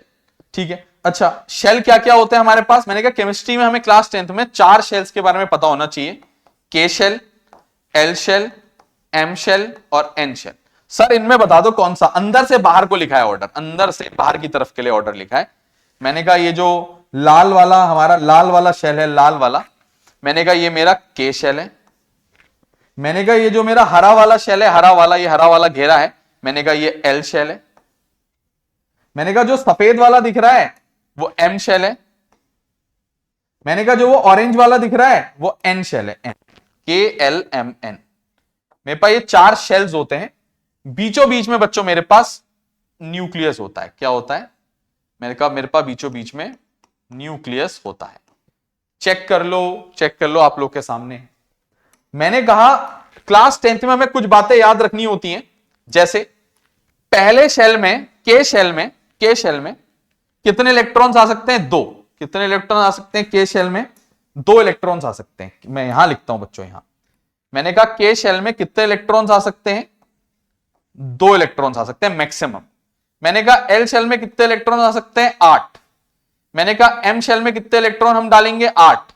एन में 8। अब कुछ बच्चे यहां पे दिक्कत में आ गए होंगे, सर जी जो जिनने पढ़ा होगा, मेहनत की होगी पिछले साल, वो डाउट में आए होंगे। जिसने पिछले साल सुना ही नहीं उसको तो यही पता है, जिसने पिछले साल सुना ही नहीं उसको तो समझ आ गया, जिसने सुना था उसको तो ये बताया गया होगा एक formula 2n square, 2n square कि किस शेल में कितने आएंगे। पहले शेल में 2, दूसरे में 2 इंटू एन का स्क्वायर, 2 का स्क्वायर 4 2 8, दूसरे में 8, तीसरे में उसको बताया गया होगा, तीसरे में आएंगे बच्चों 18 इलेक्ट्रॉन्स, लेकिन हमने तो 8 लिख दिया। बच्चों एक्सेप्शन है क्लास 10th के लिए कि जब हम इलेक्ट्रॉन्स फिल करते हैं कुछ एनर्जी के कारण होता है, या मानो कुछ तुम्हारे लिए एक्सेप्शन है, ठीक है, क्योंकि हमें क्लास 11th की चीज तो पढ़नी नहीं है ना, हमें शेल्स के बाद सब शेल्स तक तो जाना नहीं है, हमें तो शेल से मतलब है, तो हमें यहीं पे रोक देनी है अपनी बात। हमें बस इतना जानना है पिछले साल वाली बात करेक्ट थी कि किस शेल, कोई तुमसे पूछे 10th में क्यों पूछेगा, पहले तो था तो 9th में, 10th में ये भी क्यों पूछेगा? ये तो हम केमिस्ट्री सीखने के लिए बवाल कर रहे हैं ना, इतना बवाल क्यों है? केमिस्ट्री आसान करने के लिए ये बवाल। ये एग्जाम में तो कौन कहेगा तुमसे वैलेंसी बता दो, कौन कहेगा इलेक्ट्रॉनिक? कोई नहीं कह रहा, कोई नहीं कह रहा क्लास 10th में, कोई किसी से कुछ नहीं कह रहा ऐसा ना कह रहा है ना कहेगा। मैंने कहा हमें जो बस इतना जानना है, के शेल में इस साल हमने 2 इलेक्ट्रॉन रखने हैं मैक्सिमम, एल में 8, एम में 8, एन में भी 8, हमें ये जानना है। ठीक है, ठीक हो गया, ठीक हो गया। कुछ बेसिक बातें थी। मैंने कहा हर एटम के पास कुछ प्रोटॉन्स होते हैं और कुछ इलेक्ट्रॉन्स होते हैं, और वो कहां होते हैं? मैंने कहा प्रोटॉन सारे न्यूक्लियस के पास होते हैं, ठीक है, और मैंने कहा इलेक्ट्रॉन सारे उस न्यूक्लियस के चारों तरफ गोल गोल एक फिक्स ऑर्बिट में घूम रहे होते हैं, उस फिक्स ऑर्बिट को शेल कहते हैं, और वो के एल एम एन हमारे पास 4 शेल होते हैं। मैंने कहा इसमें 2 इलेक्ट्रॉन्स आते हैं। पहले शेल में कितने इलेक्ट्रॉन्स आते हैं? 2 8 8 8 इलेक्ट्रॉन्स, इलेक्ट्रॉन, इतने इलेक्ट्रॉन्स आते हैं इनके अंदर। चेक कर लो बच्चों, ठीक है, हम कुछ गलत तो नहीं बताया आप लोगों को। गलत क्यों बताएंगे यार, है ना, गलत क्यों करेंगे आप लोग के साथ। तो निष्कर्ष क्या निकला, इसके पास 2 इलेक्ट्रॉन होते हैं, 1 2 बहुत है। मैंने कहा इसके पास 8, दूसरे के पास 8, 1 2 3, ये मैक्सिमम बना रहा हूं मैं, 4 5 6 7 और एक 8। मैंने कहा इसके पास भी 8, मैंने कहा 1, मैंने कहा 2, मैंने कहा 3, मैंने कहा 4, मैंने कहा 5, मैंने कहा 6, मैंने कहा 7 और मैंने कहा ये आखिरी 8। इसके बाद 8 होते हैं, मैंने कहा इसके बाद भी 8 होते हैं। मैंने कहा 1, मैंने कहा 2 और एक गोल गोल चक्कर काट रहे हैं, इसके पास चक्कर काट रहे हैं, जैसे सन के अराउंड अर्थ या अदर प्लैनेट चक्कर काट रहे हैं, या अर्थ के अराउंड मून काट रहे हैं, है ना। मान लो ये पॉजिटिवली चार्ज न्यूक्लियस सन है और उसके चारों तरफ सारे इलेक्ट्रॉन भी गोल गोल गोल गोल घूमे पड़े हैं सालों से, 1 2 3 4 5 6 7 और एक 8। ठीक है बच्चों, तो मुझे ये पता चला ये मेरा स्ट्रक्चर ऑफ एटम है और उसमें कुछ इस तरीके की कहानी होती है। ठीक है, और ये कुछ बेसिक बात एक पता चली जिसको मैं बॉक्स में डाल देता हूं, मेरे लिए बहुत इंपॉर्टेंट है, पर्सनली बहुत इंपॉर्टेंट है, तो आपके लिए भी है। ठीक है, आनी चाहिए बच्चों ये बात आप लोग। ठीक है, उम्मीद करते हैं कि कोई दिक्कत नहीं होगी यार। अब मैं दिक्कत के लिए मैं भी क्या कर सकता हूं ना, मैं तो आप लोग का साथ हूं, खड़ा हुआ, मैं तो कह रहा हूं मैं साथ दूंगा। ओहो, इलेक्ट्रॉन कह रहा है मैं भी आऊंगा। ठीक है, इसको थोड़ा छोटा करना चाह रहा हूं और कुछ नहीं, बहुत बड़ा लिखा है हमने, थोड़ा छोटा करते हैं, ये फिर बाद में देख लेंगे। मैंने कहा अब चलते हैं इलेक्ट्रॉनिक कॉन्फ़िगरेशन की तरफ को बच्चों, कैसे किया जाता है, क्या करा जाता है उसके अंदर, उसको करने की कोशिश करेंगे। ठीक है, बहुत ही ध्यान से देखेंगे। और मैंने कहा सबसे पहले जानेंगे हाइड्रोजन का इलेक्ट्रॉनिक कॉन्फ़िगरेशन। मैंने कहा हाइड्रोजन के पास एक ही इलेक्ट्रॉन होता है और उसको सबसे पहले पहले शेल में ही दे दिया जाता है, तो इसका इलेक्ट्रॉनिक कॉन्फ़िगरेशन होता है खाली 1। ठीक है, क्योंकि पहले शेल में 2 इलेक्ट्रॉन आ सकते हैं, ऐसा घर जिसमें 2 लोग आ सकते हैं, उसमें एक तो आ ही सकता है ना, तो घर ही तो है ये इलेक्ट्रॉन्स का, K shell, L shell, M shell, N shell, ये इनके एड्रेस ही तो है घर के, अलग अलग जगह पे घूम रहे हैं ये, और एक फिक्स ऑर्बिट में घूम रहे हैं। तुम कभी किसी और के घर में नहीं जाते, तो ये भी कभी किसी और के घर में नहीं जाते हैं, जो अपने ऑर्बिट में है वो अपने ऑर्बिट में घूमता रहता है हमेशा। ठीक है, ठीक हो गया बच्चों। मैंने कहा हीलियम का इलेक्ट्रॉनिक कॉन्फ़िगरेशन, मैंने कहा इसके बाद 2 इलेक्ट्रॉन्स होते हैं, पहले शेल में डाल दो। लिथियम के बाद 3 होते हैं, मैंने कहा पहले शेल में 2 डाल दो, बचा एक उसको दूसरे शेल में रख दो, क्योंकि उसमें तो 8 आ सकते हैं ना, मैं तो पहले शेल में डाल नहीं सकता, क्योंकि पहले शेल में तो 2 ही इलेक्ट्रॉन आते हैं, बचा हुआ दूसरे में डाल दो, बचेगा तीसरे में डाल दो, बचेगा चौथे में डाल दो, बात खत्म, बात खत्म। और हमें तो 20 तक इलेक्ट्रॉनिक कॉन्फ़िगरेशन करना है, तो 20 से ज्यादा इलेक्ट्रॉन की तो हमें एड्रेस चाहिए नहीं। मैंने कहा मेरे पास 2 8 10 8 18 18 और 28 18 और 8 सॉरी 20 से ज्यादा का मेरे पास अता पता है, तो मुझे 20 ही चाहिए लेकिन। ठीक है, ठीक है ना। अच्छा, इसके पास हाइड्रोजन के पास एक प्रोटॉन होगा, वो उसके न्यूक्लियस के पास होगा। तो अगर मैं हाइड्रोजन का स्ट्रक्चर बनाऊं, मेरे को बनाना नहीं था लेकिन मैं बना रहा हूं, ऐसा होता है, इसके पास एक इलेक्ट्रॉन होता है, इसके पास एक प्रोटॉन होता है, बन गया हाइड्रोजन। ये है हीलियम का बनाना है, कुछ नहीं, ऐसा होता है, इसके पास 2 इलेक्ट्रॉन्स होते हैं, 2 प्रोटॉन इसके बीच में होते हैं, ये बन गया हीलियम। क्या दिक्कत है ना। लिथियम बनाना है, एक और शेल लगा दो, बाहर से एक इलेक्ट्रॉन और लगा दो, बन गया लिथियम। ठीक है, मैंने कहा बेरिलियम Be 4 नंबर होता है, 4 इलेक्ट्रॉन्स होते हैं, पहले शेल में 2 दे दो, बचे हुए 2 दूसरे में दे दो। मैंने कहा बोरॉन, बोरॉन के बाद 5 होते हैं, मैंने कहा पहले में 2 दे दो, बचे हुए 3 दूसरे में दे दो। कार्बन के बाद 6 होते हैं, मैंने कहा पहले को 2 दे दो, क्योंकि 2 से ज्यादा दे नहीं सकता, बचे हुए कितने बचे 4 4 दूसरे को दे दो। मैंने कहा नाइट्रोजन के बाद 7 होते हैं, पहले को 2 दे दो, बचे हुए 5 दूसरे को दे दो। मैंने कहा ऑक्सीजन के बाद कितने होते हैं 8, मैंने कहा पहले को 2 दे दो, बचे हुए 6 दूसरे को दे दो, दूसरे को तो 8 दे सकता हूं, 8 तक मैं टेंशन फ्री हूं, मेरे को 8 तक की टेंशन है ही नहीं, मेरे को 8 तक की टेंशन है ही नहीं। बात क्लियर, बात क्लियर है स्टूडेंट्स, क्लियर होनी चाहिए, कोई दिक्कत का सौदा तो हमने किया ही नहीं ना आप लोगों के साथ। बहुत ही बेहतरीन बात बता रहे हैं हम ये तुम्हें। ठीक है, कोई इतना फील नहीं कराएगा 20 किलोमीटर के दायरे में। देखो भाई, फ्लोरीन की बात करते हैं। मैंने कहा पहले शेल के बाद 2, बचे हुए 7 दूसरे को दे दो। मैंने कहा पहले शेल के बाद 2, बचे हुए 8 दूसरे को दे दो। मैंने कहा सोडियम, पहले शेल के बाद 2, बचे 9, मैंने कहा दूसरे को 8 दे दो, बचा 1 तीसरे को दे दो ना, तीसरा भी तो है, 4 शेल है हमारे पास तो। मैग्नीशियम, मैंने कहा पहले को दे दो 2, बचे 10, मैंने कहा दूसरे को दे दो 8, बचे 2, मैंने कहा तीसरे को दे दो, क्या दिक्कत है। एल्यूमिनियम, मैंने कहा पहले को दे दो 13 में से 2, बचे 11, दूसरे को दे दो 8, बचे 3, तीसरे को दे दो। सिलिकॉन, मैंने कहा पहले सेल को दे दो 2, बचे 12, दूसरे को दे दो 8, बचे 4, तीसरे को दे दो। क्या दिक्कत, क्या दिक्कत है, कहां टेंशन आ रही है, कितनी थकी हुई चीज है वैसे तो देखा जाए तो। कोई बहुत एडवांस चीज पढ़ ली क्या, जेई का क्वेश्चन कर लिया क्या हमने, नीट का क्वेश्चन सॉल्व कर दिया क्या केमिस्ट्री का, कुछ नहीं किया हमने। ये बेसिक बात है बच्चों, ये कहीं काम नहीं आती वैसे देखा जाए तो। ये बस क्लास 10 की केमिस्ट्री सीखने को बहुत इंपॉर्टेंट है, केमिस्ट्री 11 की सीखने को भी बहुत इंपॉर्टेंट, क्योंकि बेसिक है। चलते हैं बच्चों फास्फोरस की तरफ। मैंने कहा फास्फोरस है 15 नंबर, 2 8 10, 10 और 5 15। मैंने कहा चलते हैं सल्फर की तरफ। मैंने कहा 2 8 10, मैंने कहा बचे 6, तीसरे को दे दो। मैंने कहा 2 और 8 10, बचे 7, मैंने कहा चौथे को दे दो।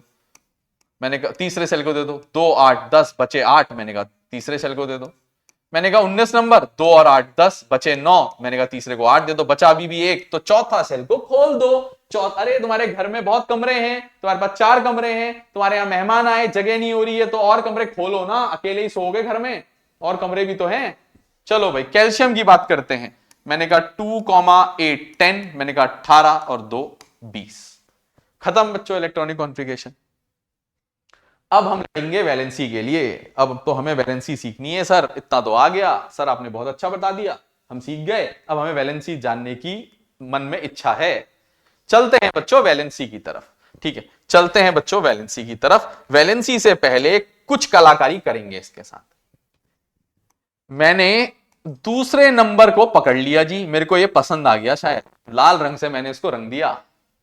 मैंने पकड़ लिया बच्चों नियॉन, मैंने पकड़ लिया बच्चों नियॉन, मैंने इसको भी एक लाल रंग के डब्बे में डाल दिया। मैंने पकड़ लिया जी आर्गन, पकड़ा लाल रंग के डब्बे में डाल दिया। मेरे को लगता है ये तीनों मेरे को पसंद आए हैं, क्योंकि यार और भी तो लिखे हैं मैंने इतने सारे, ये 17 बचे हुए मेरे को पसंद नहीं आए, मेरे को ये 3 ज्यादा पसंद आ गए शायद। मैंने कहा ऐसा करते हैं, इनके बारे में कुछ बताते हैं, इनके बारे में कुछ ज्ञानवर्धक बात बताते हैं। मैंने कहा हेयर जो हीलियम है, नियॉन है, एंड जो आर्गन है, एंड जो आर्गन है, आर नोबल। क्या है ये, नोबल, वो वाला नोबल नहीं बच्चों, नोबल गैसेस हैं ये। क्या है, नोबल, नोबल गैसेस हैं, या कुछ लोग इसको इनर्ट गैसेस भी बोलते हैं, इनर्ट गैसेस हैं। ये क्या बला है, ये क्या बला है, अरे होगा कुछ, अभी जान लेंगे।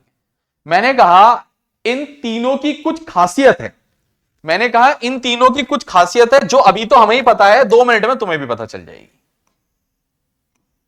मैंने कहा इन तीनों की कुछ खासियत है। मैंने कहा क्या खासियत है, मैंने कहा चेक कर लो। मैंने कहा ये तीनों ऐसे एलिमेंट्स के एटम हैं जिनके आउटर मोस्ट शेल में जगह नहीं है। कौन से शेल में, आउटर मोस्ट। सुनना, एक वर्ड यूज कर रहे हैं, आउटर मोस्ट शेल। कुछ लोग यूज करते हैं वैलेंस शेल, इसको क्या बुलाते हैं, वैलेंस शेल। ये क्या होता है, ये वो शेल होता है बच्चों जिसके अंदर आखिरी इलेक्ट्रॉन एंटर करता है। अ शेल, ये वो शेल होता है, that shell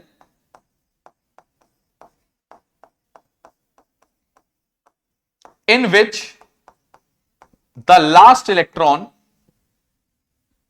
enters, last electron enters। Sir ये क्या बता दिया आप, घुसा नहीं दिमाग में, अरे घुसेगा घुसेगा, सुनो बात, घुसेगा घुसेगा, ये भी घुसेगा, इतना घुस गया तो ये इतना बड़ा घुसा तो इतना सा तो दिमाग में चले ही जाएगा, छोटी सी तो इंफॉर्मेशन है। मैंने कहा बोरॉन देखो, बोरॉन के पास 5 इलेक्ट्रॉन्स थे, पहले शेल में कितने इलेक्ट्रॉन्स गए, 2, बचे हुए कहां गए, दूसरे शेल में। क्या तीसरा शेल खुला, नहीं, तो आखिरी इलेक्ट्रॉन कहां गए, दूसरे शेल में। दूसरा शेल वैलेंस शेल हो गया बोरॉन का। बात क्लियर, चेक कर लो, चेक कर लो बच्चों। कैल्शियम का आखिरी इलेक्ट्रॉन गया लास्ट में, लास्ट शेल में 2, वो था KLMN, एन शेल में गया, तो एन शेल उसका आउटर मोस्ट शेल, और आउटर मोस्ट शेल को ही वैलेंस शेल कहते हैं।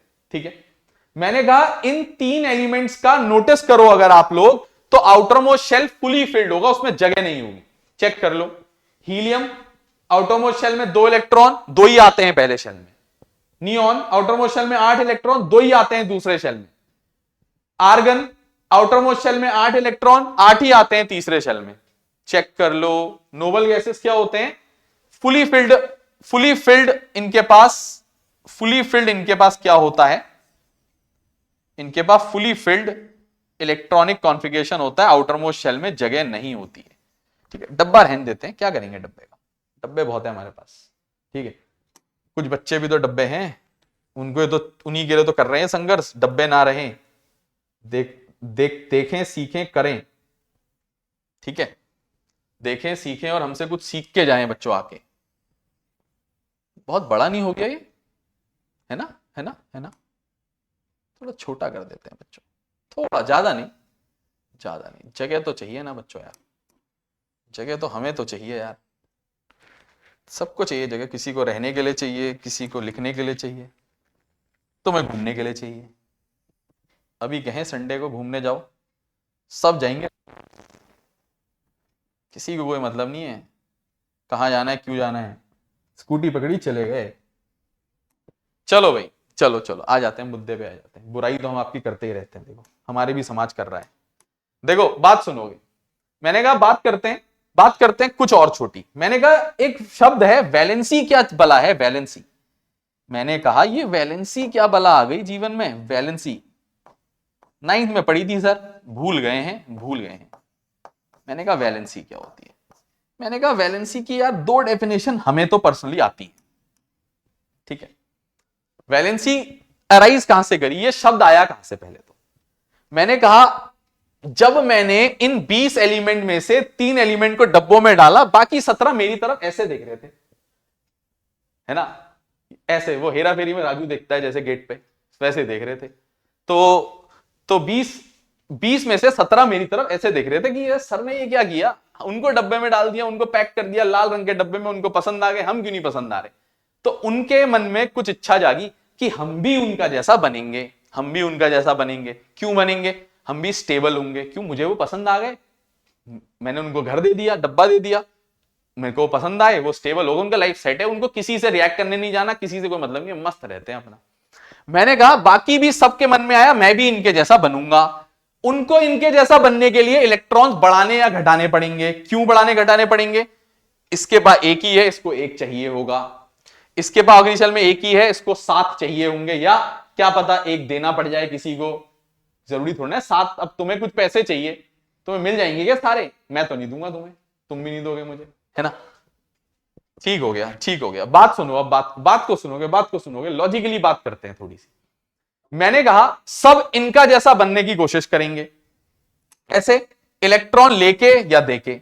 मैंने कहा सब इनका जैसा बनने की कोशिश करेंगे, इलेक्ट्रॉन लेके या देके, तो बनना पड़ेगा उनको इनका जैसा। ठीक है, जगह सर जी को और चाहिए तुम्हारे, अब सर जी के लिए जगह कम पड़ जा रही है, ज्ञान ही इतना बांटना है बच्चों, ज्ञान ज्यादा देना पड़ जा रहा है ना। तुम लोग हो उल्लू, पढ़ते नहीं हो। पहले क्यों नहीं पढ़ा तुमने?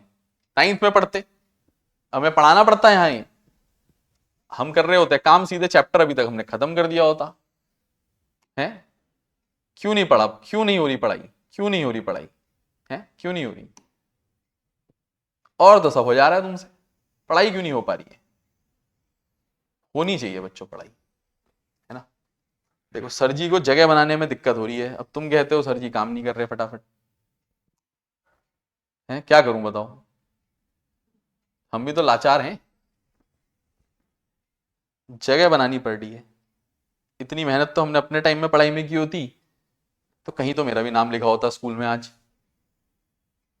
है? ऐसा नहीं है यार, हमने मेहनत करी थी मेहनत हमने।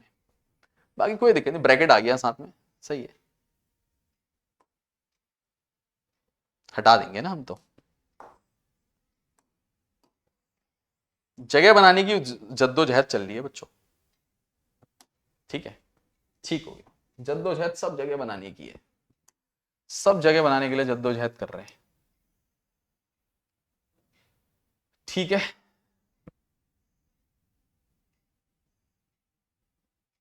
ठीक है ना? बैलेंसी लिखने की जगह छोड़ रहा हूं मैं उधर,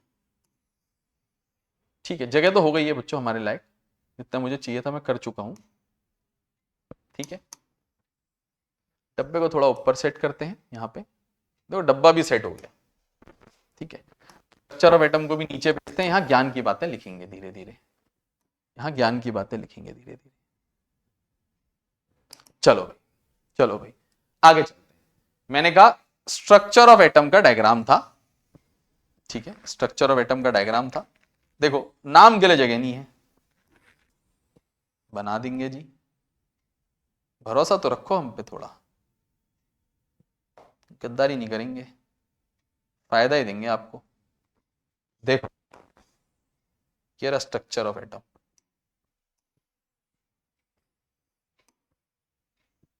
ठीक है। मेरे पास वैलेंसी लिखने को जगह चाहिए थी, मैंने वो भी बचा दी है, ठीक है। अब वैलेंसी अराइज करेगी अभी थोड़ी देर में, उससे पहले मैं एक बात बताता हूं। मैंने कहा हर एलिमेंट इलेक्ट्रॉन लेने या देने की कोशिश करेगा फुली फिल्ड होने के लिए, मतलब नोबल गैस का बनने के लिए, जैसा बनने के लिए। मैंने कहा in order to gain stability, क्यों कर रहा है वो ऐसा, इनका जैसा बनने के लिए, स्टेबिलिटी हासिल करने के लिए, कि सर जी को वो भी पसंद आ जाए, सर जी उनके लिए भी डब्बा बना दे, उनकी लाइफ सेट हो जाए, ठीक है। वहां पे सर जी नहीं है, वहां पे केमिस्ट्री है, ठीक है। हम तो अपना एग्जाम्पल दे रहे हैं आपको, आपका देंगे तो आप बुरा मान जाओगे। मैंने कहा सुनो सुनो सुनो, मैंने कहा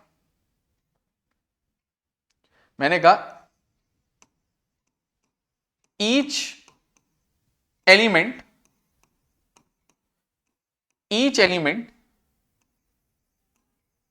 गेन्स स्टेबिलिटी, हासिल करना।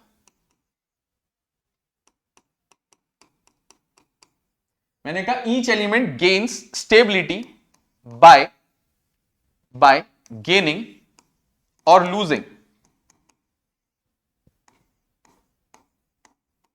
Losing electrons. अच्छा, मैंने कहा ये स्टेबिलिटी हासिल करने का क्या मतलब है, नोबल गैस इलेक्ट्रॉनिक कॉन्फ़िगरेशन हासिल करना चाह रहे हैं। क्या हासिल करना चाह रहे हैं वो, गेन स्टेबिलिटी, या चाहो तो ब्रैकेट में लिख दो noble gas electronic configuration, noble gas electronic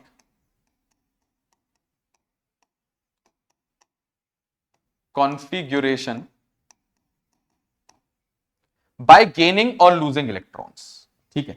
अच्छा, कुछ कहानी में ट्विस्ट लाते हैं। मैंने कहा गेन करेगा कोई, तुम किसी से कुछ लोगे, गेन करेगा कोई, तो उस पे आ जाएगा नेगेटिव चार्ज। क्या आ जाएगा, नेगेटिव चार्ज। नेगेटिव चार्ज आ जाएगा तो वो बन जाएगा नेगेटिव आयन, नेगेटिव आयन बन जाएगा। नेगेटिव चार्ज आने की वजह से वो क्या बन जाएगा बच्चों, वो बन जाएगा नेगेटिव आयन। सुनो सुनो सुनो, मैंने कहा वो क्या बन जाएगा, नेगेटिव आयन बन जाएगा। मैंने कहा गेन करने की वजह से उस पर आ जाएगा नेगेटिव चार्ज और वो बन जाएगा नेगेटिव आयन, और नेगेटिव आयन को हमारी केमिस्ट्री में बोला जाता है एनायन। क्या बोला जाता है, एनायन। एनायन क्या होता है, नेगेटिव आयन। नेगेटिव आयन को एनायन बोलते हैं हम केमिस्ट्री में। मैंने कहा अगर वो लूज कर ले तो, इलेक्ट्रॉन लूज कर ले तो, मैंने कहा वो किसी को दे देगा उधार, उस पर पॉजिटिव चार्ज, उसने तो किसी से लिया नहीं तो उस पर उधार नहीं आएगा, उस पर नेगेटिव नहीं, वो पॉजिटिव है, वो पॉजिटिव में है, फायदे में है, पॉजिटिव पॉजिटिव पॉजिटिव चार्ज। मैंने कहा वो बन जाएगा, मैंने कहा लूज करके वो बन जाएगा पॉजिटिव चार्ज, और वो बन जाएगा बच्चों कैटायन। कैटायन होता है, वो बन जाएगा बच्चों कैटायन। मैंने कहा वो बन जाएगा बच्चों, मैंने कहा वो बन जाएगा बच्चों कैटायन। और मैंने कहा कैटायन होता है पॉजिटिव आयन, चेक कर लो, ठीक है, ठीक है। अच्छा, मुद्दा तो वैलेंसी का था ना यार, मुद्दा तो वैलेंसी पे फंस गया था हमारा, तुम्हारा हमारा मुद्दा वैलेंसी पे तो फंस गया था। हम तो तुमसे लड़ाई वैलेंसी के लिए कर रहे थे, जैसे कि तुमने पढ़ा क्यों नहीं बच्चों पहले, आज तक कहां थे तुम, हैं कहां थे, क्यों नहीं पढ़ रहे थे, क्यों नहीं हुई पढ़ाई। मैंने कहा वैलेंसी की बात कर लेते। मैंने कहा वैलेंसी की एक बेसिक डेफिनेशन होती है, valency is the combining capacity of an element. ये तो बुक की भाषा है जी, रटो रटाओ तोते वाली, ठीक है, लिख देते हैं, लेकिन अब बुक की भाषा तो लिखनी है ना यार, एग्जाम में नंबर तो लानी है, इस बार के एग्जाम में नहीं, जीवन के एग्जाम में। हाँ, एग्जाम में नहीं आता ये सब, एग्जाम में ये बेसिक यूज होता है। मैंने कहा valency is defined as the combining capacity of an element, the combining capacity of an element. मैंने कहा valency is defined as the combining capacity of an element. ठीक हो गया सर जी, ये तो आपने वाली डेफिनेशन बता दी जो आप कह रहे थे, जो बुकों में लिखी है। अपनी वाली बताओ सर, अपनी वाली या हमारी वाली बताओ सर, जो हमें पता होनी चाहिए। ठीक है, हमारी वाली तो बताओ, हम तो अपनी वाली देखेंगे। क्या कर रहे हैं हम, ये गलत कर रहे हैं, कुछ सही करते हैं। मैंने कहा वैलेंसी क्या होती है, वो नंबर ऑफ एटम्स, वो नंबर ऑफ इलेक्ट्रॉन्स होते हैं जो एक एलिमेंट गेन करता है या लूज करता है। मैंने कहा वैलेंसी वो नंबर ऑफ इलेक्ट्रॉन्स होते हैं जो एक एलिमेंट गेन करता है या लूज करता है नोबल गैस का जैसा बनने के लिए। अच्छा, ये गेन और लूज क्यों कह रहा हूं यार, मैं तो हमेशा गेन करवा दूं ना। मैंने कहा इसके बाद कम है, इसके बाद कम है, कम है, सबके ऑटोमेशन इलेक्ट्रॉन कम है, पूरे कर दो। मैंने कहा ऐसा नहीं होता, कितने भी दे दो किसी को, जाओ जी अब तुम आओ मेरे पास, कमेंट करो मेरे उसमें, सर मेरे में 100 रुपए गूगल पे कर दो। मैं क्यों करूं यार, है ना, मैं तो एक भी नहीं करूंगा। ये तो तब भी अच्छा होता है, कुछ तो दे देता है इलेक्ट्रॉन्स, मैं तो एक भी नहीं दूं। दुनिया ऐसी है बच्चों आजकल। तो बात सुनोगे बच्चों, मैंने कहा एक बात तुम लोग को पता होनी चाहिए। सर जी कौन सी बात? सर जी ज्ञान की बात, जगह कम है तो यही बता दो, जगह तो है ये हमारी, तो है ये जगह, खरीदी नहीं है लेकिन हमारी है। मैंने कहा मैक्सिमम गेन या लूज सिर्फ 3 इलेक्ट्रॉन्स का हो सकता है। कितने इलेक्ट्रॉन्स का? मैंने कहा मैक्सिमम गेन या लूज कितने इलेक्ट्रॉन्स का हो सकता है? 3 इलेक्ट्रॉन्स का, उससे ज्यादा नहीं। मैंने कहा मैक्सिमम गेन भी 3 ही कर सकते हो, मिनिमम तो कितने भी ना, मैक्सिमम गेन 3 कर सकते हो, लूज भी 3 कर सकते हो इलेक्ट्रॉन, उससे ज्यादा नहीं। 1 कर सकते हो, 2 कर सकते हो या 3 कर सकते हो। 3 के बाद चौथा किसी से ना मांगने जाना ना किसी को देने जाना जी। उसूल बना लो इलेक्ट्रॉन्स के बारे में। ठीक है, ठीक है, चेक कर। मैंने कहा हाइड्रोजन के आउटर मोस्ट शेल में 1 इलेक्ट्रॉन है, इसको फुली फिल्ड करना है, इसको 1 दे दो, 2 हो जाएंगे ना भाई के पास, 2 हो जाएंगे। 1 दे भी सकते हो, अच्छा हाइड्रोजन से 1 ले भी सकते हो। हाइड्रोजन एक एकमात्र ऐसा एलिमेंट है जो पॉजिटिव आयन भी बनाता है, नेगेटिव आयन भी बनाता है। अभी मैं आयन की बात ही नहीं कर रहा हूं, मेरा ना बेसिक अभी खत्म नहीं हो रहा आज। मैं बेसिक को अभी और एक्सप्लेन करूंगा बहुत अच्छे से, बहुत बचा है बच्चों। केमिस्ट्री है ये, समंदर है ये, पढ़ाई है ये, ठीक है ना, ये पढ़ाई है बच्चों। ये वो नहीं है कि शुरू हुई पिक्चर और 2 घंटे में खत्म, ये चलती रहती है, लाइफ लॉन्ग लगे रहना है इसमें। मैंने कहा अगर मैं बात करूं आप लोगों से की क्या बात करने वाला हूं मैं बात करना था वैलेंसी की।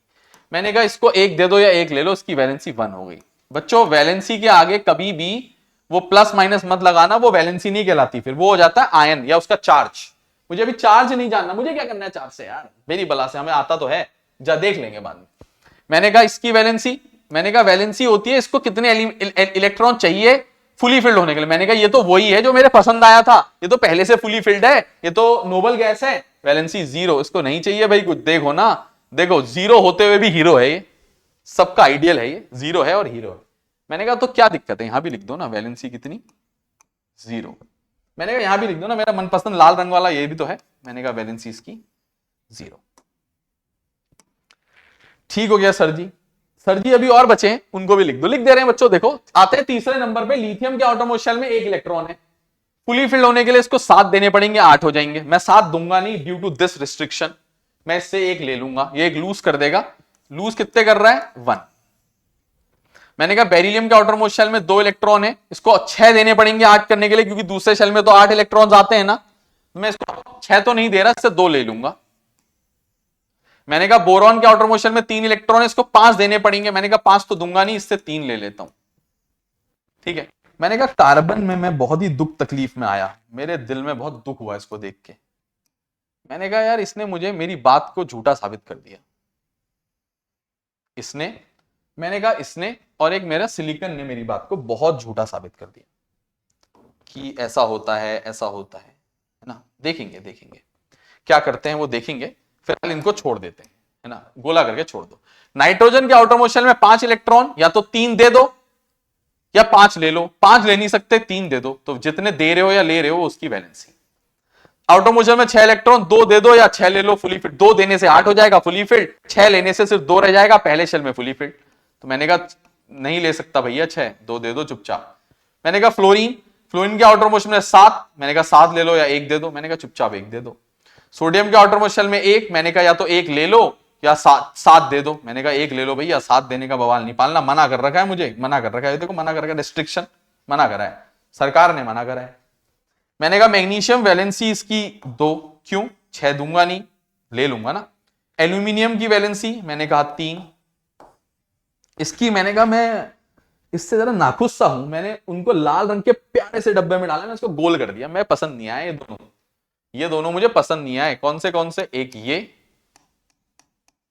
और एक ये, भैया मेरे को नफरत हो गई इन दोनों से, इनने मेरे को फंसा दिया यार, है तुम तो बुरा मान गए होगे, तुमने कहा सर ने बताया नहीं। मैंने कहा फास्फोरस के आउटर मोस्ट शेल में 5 इलेक्ट्रॉन, 3 दे दो 8 हो जाएंगे। मैंने कहा सल्फर के आउटर मोस्ट शेल में 6 इलेक्ट्रॉन, मैंने कहा 2 दे दो 8 हो जाएंगे, क्योंकि 6 लेने में तो गड़बड़ हो जाएगी, मामला बिगड़ जाएगा। मैंने कहा क्लोरीन को दे दो 1, मैंने कहा 8 हो जाएंगे। मैंने कहा इससे ले लो 1, मैंने कहा इसके पास 8 हो जाएंगे अंदर वाले शेल में। मैंने कहा इससे ले लो 2। बाकी टेंशन तुम मत लो, टेंशन है हमारी यार, तुम्हारी कहीं की टेंशन, तुम तो सुन रहे हो मस्त घर में बैठ के, हैं फॉलो भी नहीं कर रहे हो, सब्सक्राइब भी नहीं कर रहे हो, लाइक कमेंट भी नहीं कर रहे हो, बैठे हो हमारा साथ नहीं दे रहे हो, हम समझा रहे हैं तुम्हें, देखो कोई नहीं। मैंने कहा इन दोनों को नोटिस करो, इनके आउटर मोस्ट शेल में कितने इलेक्ट्रॉन्स हैं। मैंने कहा इसके आउटर मोस्ट शेल में 4 हैं, या तो 4 दे दो या 4 ले लो, कुछ भी नहीं कर सकते। ऐसे ही यहां भी है। मैंने कहा ये ना तो गेन करते हैं ना लूज करते हैं, ये 4 इलेक्ट्रॉन किसी से शेयर करते हैं। क्या करते हैं ये 4 इलेक्ट्रॉन? शेयर करते हैं किसी से। किससे करते हैं पता नहीं मुझे, क्या करना है, शेयर करते हैं, शेयरिंग करते हैं। मैंने कहा वैलेंसी कितनी होती है 4, और एक कहां से लाते हैं 4? शेयर करके। 4 इलेक्ट्रॉन किसी से शेयर करते हैं, ले नहीं सकते ना 4, बांट लेते हैं। ठीक है, ठीक है ना। तुम्हारे दोस्त के पास कुछ खाने की चीज है, वो तुम्हें सब नहीं देगा ना बच्चों, कभी लिमिट होती है उसकी। 1 चिप्स उठा लोगे, 2 4, आते ही 5 रुपए में 4 चिप्स हैं। शेयर कर सकते हो, शेयर कर सकते हो 4, समझ रहे हो। 4 के 8 पीस कर लो, बांट लो दोनों, क्या दिक्कत है। बांटते नहीं है ये तो, हम हंसी मजाक करते रहते हैं आप लोगों से। ठीक है, तो फिलहाल मेरे को वैलेंसी का पता चल गया। ठीक है ना, मेरे को फिलहाल वैलेंसी के बारे में थोड़ा बहुत पता चल गया। ठीक है ना। तो बच्चों please pause the video to note it down. बहुत ज्यादा हमने बोर्ड में लिख दिया, देखो कितना घचर पचर हो गया है, लेकिन बहुत प्यारी प्यारी बातें लिखी है, मजा आ गया, हमें देख के मजा आया है, तुम्हें तो आएगा ही। Please pause the video to note it down, please pause the video to note it down. ठीक है, तो बच्चों ये हमारा लेक्चर नंबर 1 यहां पे पूरा होता है इस चैप्टर का। बहुत ही जल्द मिलेंगे अगले लेक्चर में। प्लीज बच्चों वीडियो को दोस्तों तक शेयर करोगे, सब्सक्राइब करवाओगे चैनल को, बहुत ज्यादा मात्रा में भेजोगे लोगों को, स्टेटस में लगाओगे, हमें बहुत अच्छा लगेगा बच्चों। ठीक है ना, हमें बहुत अच्छा लगेगा। मिलते हैं बच्चों अगले लेक्चर में। थैंक यू सो मच, तब तक के लिए बाय बाय। ठीक है, गुड डे।